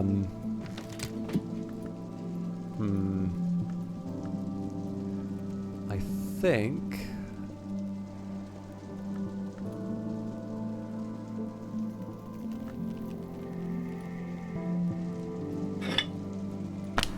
damn it.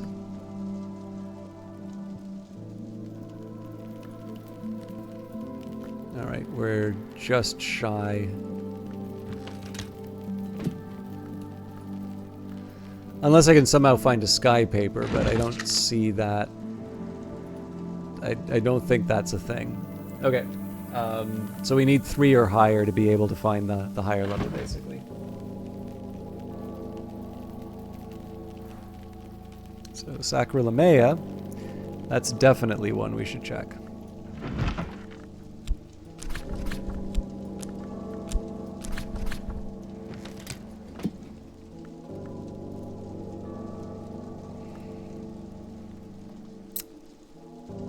Okay. Oh, it's because I've got the base 5, right? So the desk's not gonna cut it. Where on earth do I put my sky elsewhere? Yeah, if I don't have memories, it's not gonna help, and the sky, like... Grand piano's great. Unfortunately, well... I'm doubtful, but let's not rule it out.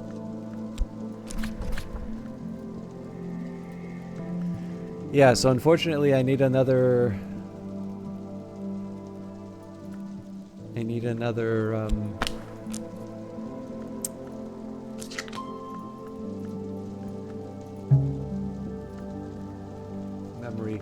Last thing I might be able to do would be the work. Nope, workbench doesn't work either. So I'm learning there are reasons why I haven't fully figured out some of this stuff.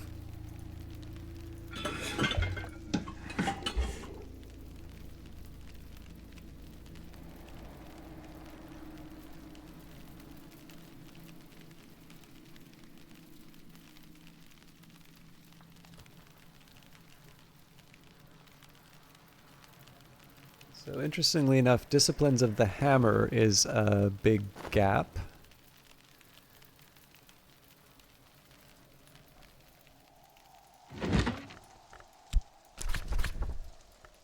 So it doesn't really matter what element of the soul goes in. If we add the Cucurbit Barrette,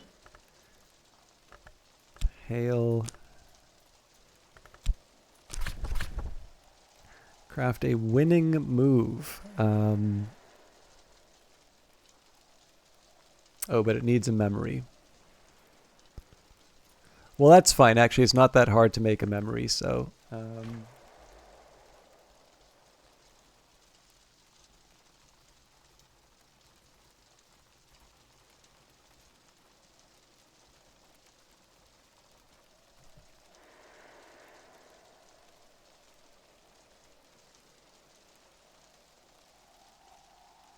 Now, interestingly enough, we seem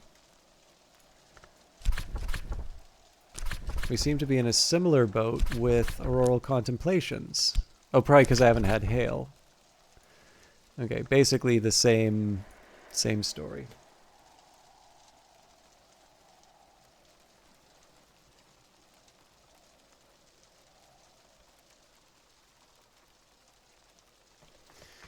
Okay.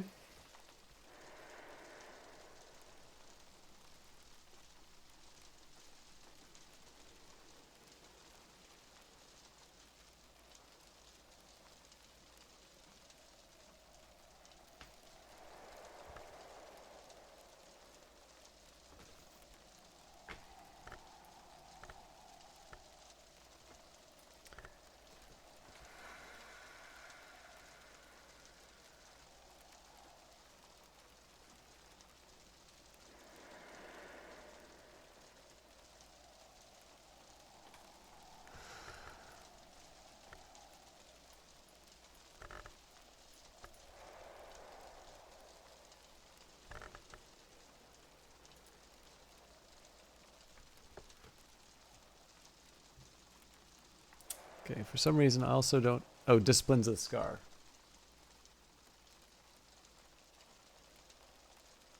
Okay, yeah. Not a ton of information we could get out of that, but at least we've added more to my list. So knowing that we can't...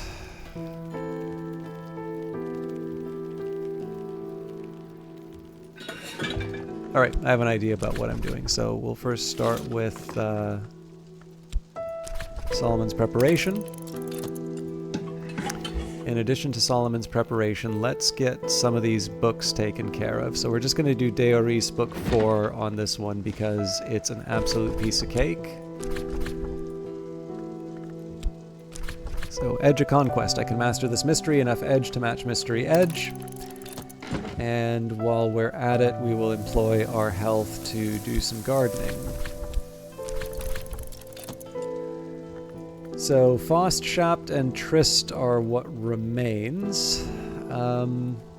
Probably Black Nephrite is the next one that I want to read because I can use Tridzima Hyra. So I'm doing this one at a time because there's a very strong likelihood that we'll be able to level up a skill off of Deoris Volume 3, and then we'll do the same here, but the aim, as before, is to avoid stacking up a bunch of... I don't want to stack up a bunch of lessons learned and then suddenly find I'm in Numa.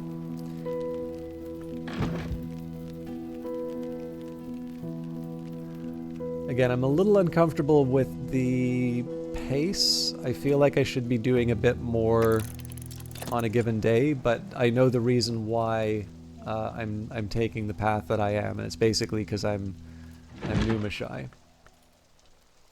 Okay, Deoris Volume 3 in Latin, a 19th century reprint by the indefatigable Nathaniel Darcy Evers of a 14th century Latin translation of a 4th century work. This is usually described as the third volume of Deoris, but Darcy Evers' foreword argues persuasively that it's a substantial reworking by the original author.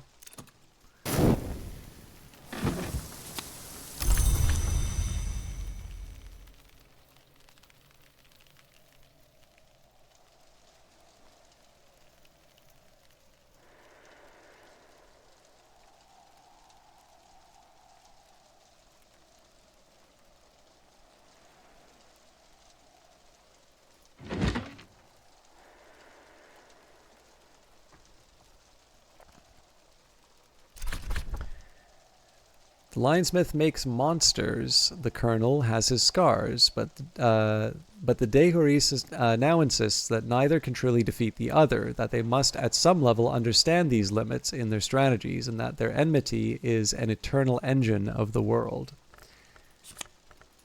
There it is, Disciplines of the Scar. We have waited for that for a while. Now, I think I already have Deoris Volume 3 in my list.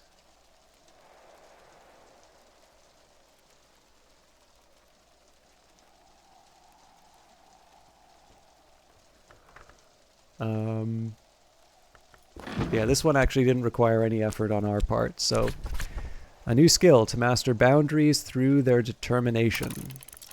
And I do know I have Disciplines of the Scar in the list already. So, I think we then move on to Black Nephrite. And in this case, I'm not using the Tryst because I suspect it's more likely I'm going to have a skill that I need to upgrade.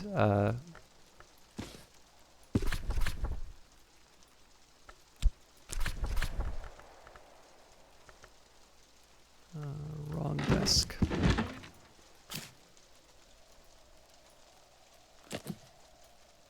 This might be a little harder than I thought, but... Oh, it is because... Okay, I have to use the Tryst. That's a shame, but we'll see what this gives me. So, Black Nephrite, one of Valentine de Wolf's dream journals, in which he records his visions of a place that is no place, beneath the house that is no house.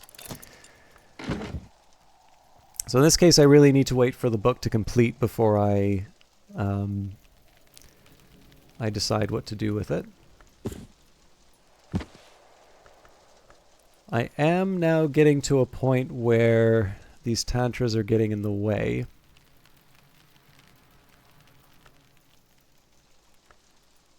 So I'm wondering if there's a more sensible place to collect them.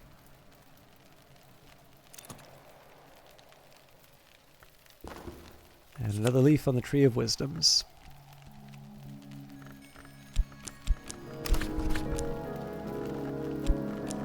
Oops. Oh, here's an interesting question. Alright, so where we are now, 1, 2, 3, 4, 5, 6, 7, 8, 1, 2, 3, 4, 5, 6, 7, 8.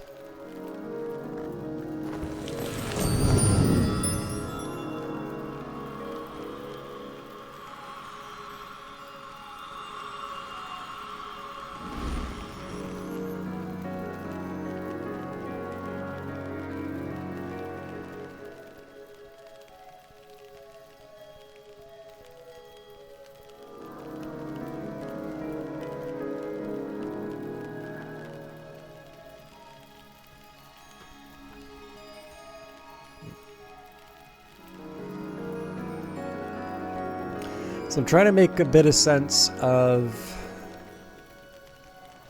if there's potentially space for 64 skills. We're not paused. Yeah, I'm just trying to figure out what the limit is in terms of the leveling up that you can do. The dark, inchoate, feral space described by Valentine seems to be the nowhere of the invisible arts, the infra-oniric layer of the alien hours, sometimes called the gods from nowhere.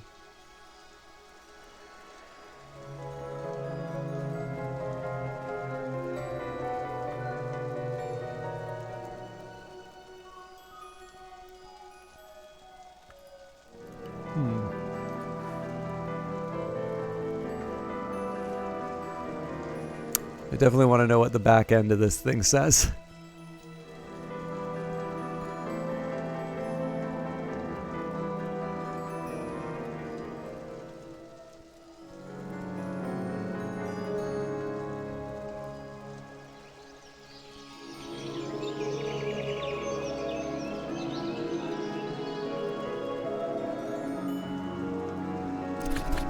Alright, Valentine's attitude to the Nowhere Hours is unexpectedly relaxed. He speaks darkly of their appetites, but he insists that they are too alien to penetrate the House of the Sun, let alone the waking world.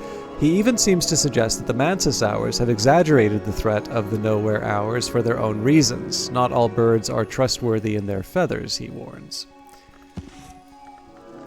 So that gives us fear. I think we already have that in the list. And wolf stories. Okay, that's another new one for us. So a new skill, sometimes we eat the wolf and sometimes the wolf eats us. So I'm very happy to have these. Let me just double check that's in the list.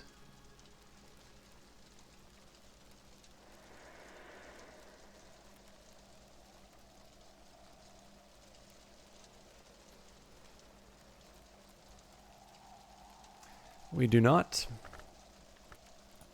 This does leave me in a little bit of a complicated position, though. I've got a Faust and a Shaft left over, but we're near the end of the day. So I think, as silly as it seems, I think making some money at the Sweet Bones is the way to handle the day. So I could offer help with correspondence and arithmetic, but actually, hang on, no. An Eigengrau would help with one of these. Yeah, let's actually see what we can craft first.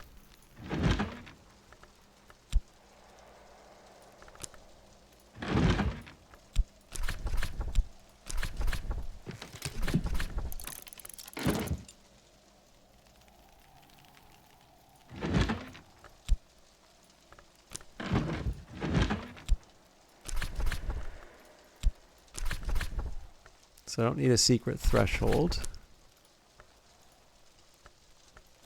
A little bit of tincture might be interesting.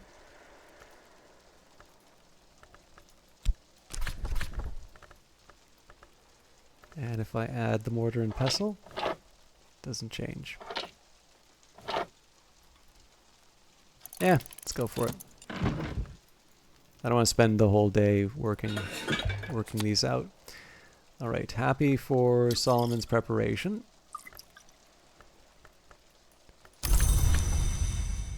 If we can, we'll try and make more of that.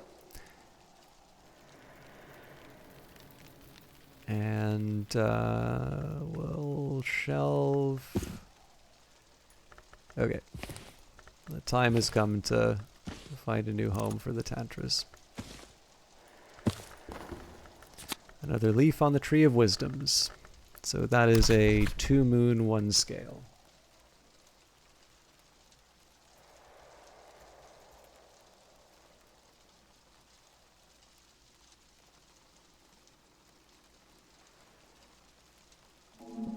Now, a tremendous oversight on my part was Disciplines of the Scar. I absolutely have a chance to... So I can't make anything with it, but I definitely have a chance to see what it can make. So we take Disciplines of the Scar, we add... Oh, you know what? If I don't add an element of the soul, I bet it's not going to tell me what it will make.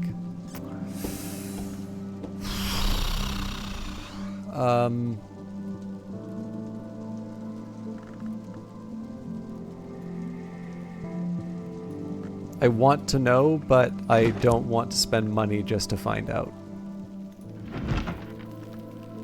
So I'll settle for crafting the Eigengrau and the tincture and call. Oh, you know what? I didn't even... Yeah, we'll get it.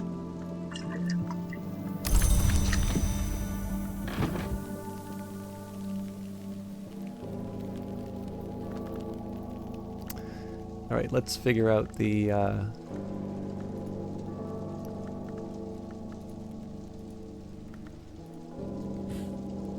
figure out the story with the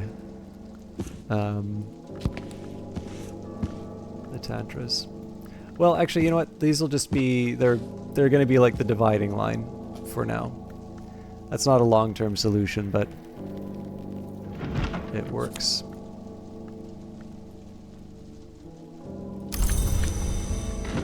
Right, that's a material, so I feel like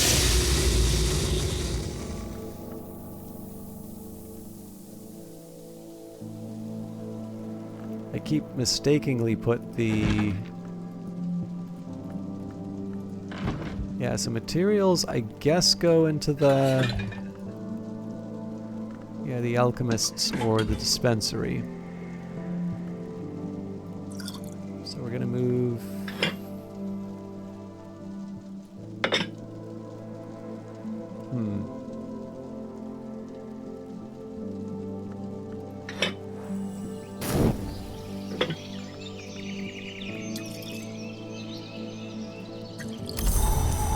A storm. All right, that's a big moment for us. But I think that's going to be one for another day. Because I am wiped, and I do feel kind of bad that I've been lower energy with so many people checking out the game. So I must apologize. I know sometimes you can only make one first impression. So. For those of you who gave me a shot and I came up short, I do apologize for that. I hope you stop by sometime next week if you want, because I like to think I'm a bit better at streaming this game. But let's talk a little bit about where we're at and what the game plan is going to be for the next few levels. So, my targets of opportunity have largely come from trying to get the wandering, the wandering followers, like the wandering assistants. So the most likely candidate, if I'm, my assessment would be the Screaming Summit. And in fact, with the Storm, if we were to get somebody with a high sky, that'd be even more likely. Now, the challenge with the Storm is, well, no, there's an 11 heart as well.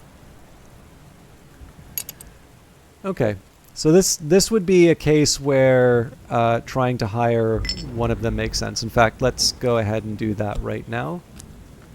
And in this case, I'm going to employ the Faust, because we have one in reserve. Now let's just think about our plan B. So in terms of things that I need to do with my texts, that would be a Shape and Smoke, which is a question of just using one of these for Forge memory. We could take a shot with the Nectar texts. I believe for that we would need Horns and Nope.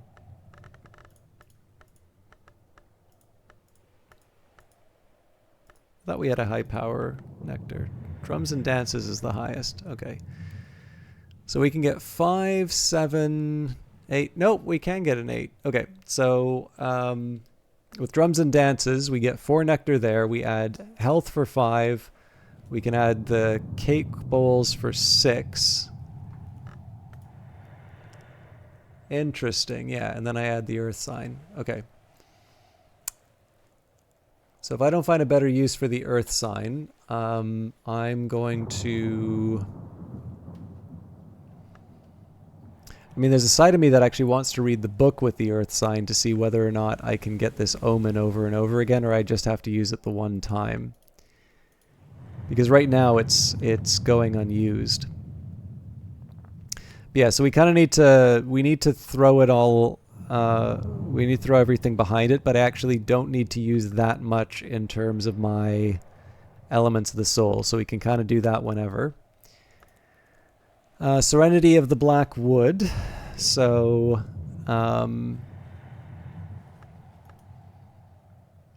Tumoth from the Tryst. Edict's Liminal would give us 9.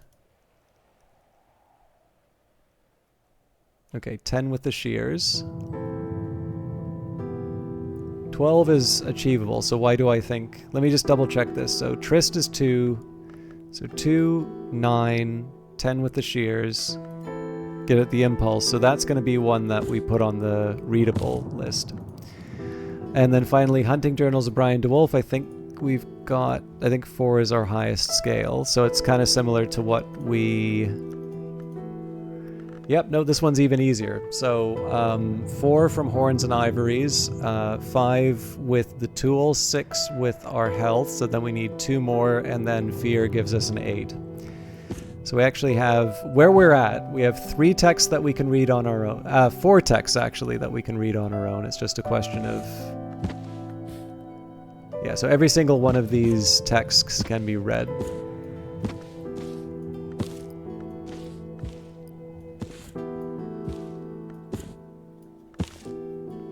And in fact, the Forge one is the most difficult because it involves... No, they all involve pulling memories. Yeah, so before we go any further, I actually want to see what that... We're not going to go to the end of the day, but I do want to see what the plan is. I think I will make another Solomon's Preparation if I can, but like I said, we want to see what assistant we can get.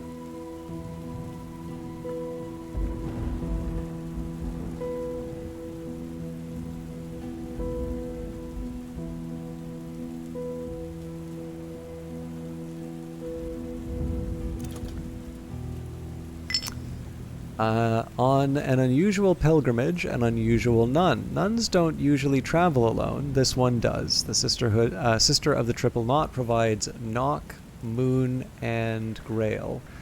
So not quite what we need, but not necessarily irrelevant either. So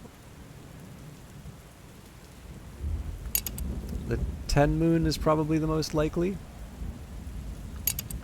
So let's just take a minute here. So she would start with 4 Moon, 5 with the Tryst, 6 with the tool, 8. I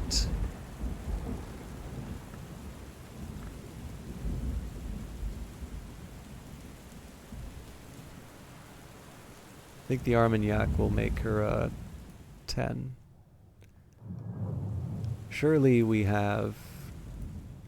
Okay, yeah. So we can open up the wheel-filled spring.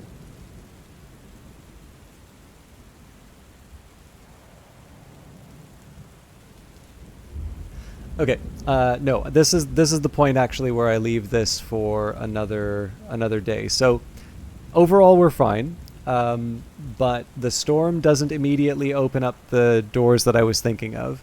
Yes, on an unusual pilgrimage, an unusual nun, we can get them. We can open up another room, which is valuable.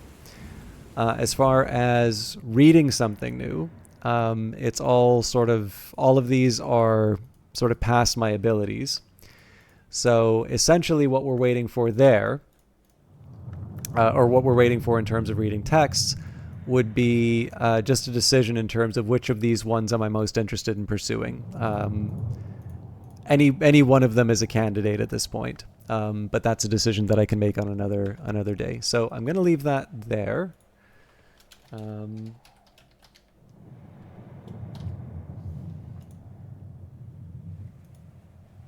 like I said, I noticed there were quite a few more people stopping by tonight than I normally have. And I like to think I have a little bit more energy for this. But I'm very tired, and I know a lot of you know why. So I appreciate the shot. I will try and get VODs of the Steam stream as well as the interview with Weather Factory when those are ready. Thank you, Strava. Got recommended the stream through Twitch. Just curious. Have a good evening. Hey, no problem. Glue Fighting. Like I said, I know I'm very apologetic right now, so I don't know if you've tried Book of Hours or not. It's why I feel a bit bad about doing the stream tonight. But basically, the last couple of days. So Wednesday we did a very late stream. Then on Thursday we did a 13-hour stream on the Steam page for this game. And then today, on about 6 hours sleep after these 2 days, I did the interview with Weather Factory, the creators of the game. And I did want to do a broadcast today because I normally broadcast on Friday, but I learned about an hour in just how tired I was feeling. So I do hope some of you at least stop by next week when I'm a bit more rested, and we will be continuing this playthrough. But I am feeling a little bit less progress in terms of the run, and that's just because I've been a little too scared of Numa. But the question will be, who do we host? So there's Free of Me has the next largest number of viewers. Bert Bravo says the Mansus has no walls, so that's somebody who is clearly familiar with Cultist Simulator already. And then sometimes I like to host the people at the low end, but I notice Infinite Genesis says books, and I don't know if that means that that's a low effort title because they don't care, or if they just want it to be simple and they're actually a very good broadcaster. And I've been burned a couple of times for hosting, so I will try Bert Bravo, who seems to know a thing or two about Cultist Simulator. I hope you have a good time over there, but the reason it's not actually to condemn people on the list, but rather to talk about the fact I've struggled a little bit to find a good place to raid at the end. So I'm not sure about the people I'm hosting. I'm hoping it's a good time for everyone, but we're doing our best to show some support to a game which I think is deserving of it. So treat Bert Bravo well. I hope you have a good time in it. And if it doesn't turn out, there are 2 other broadcasters covering this game as well. So hopefully one of them is doing a good job. Hopefully all 3 of them are. But have a lovely evening. I'm going to get some rest finally, and I'll see you all on Monday for more Book of Hours. Take care.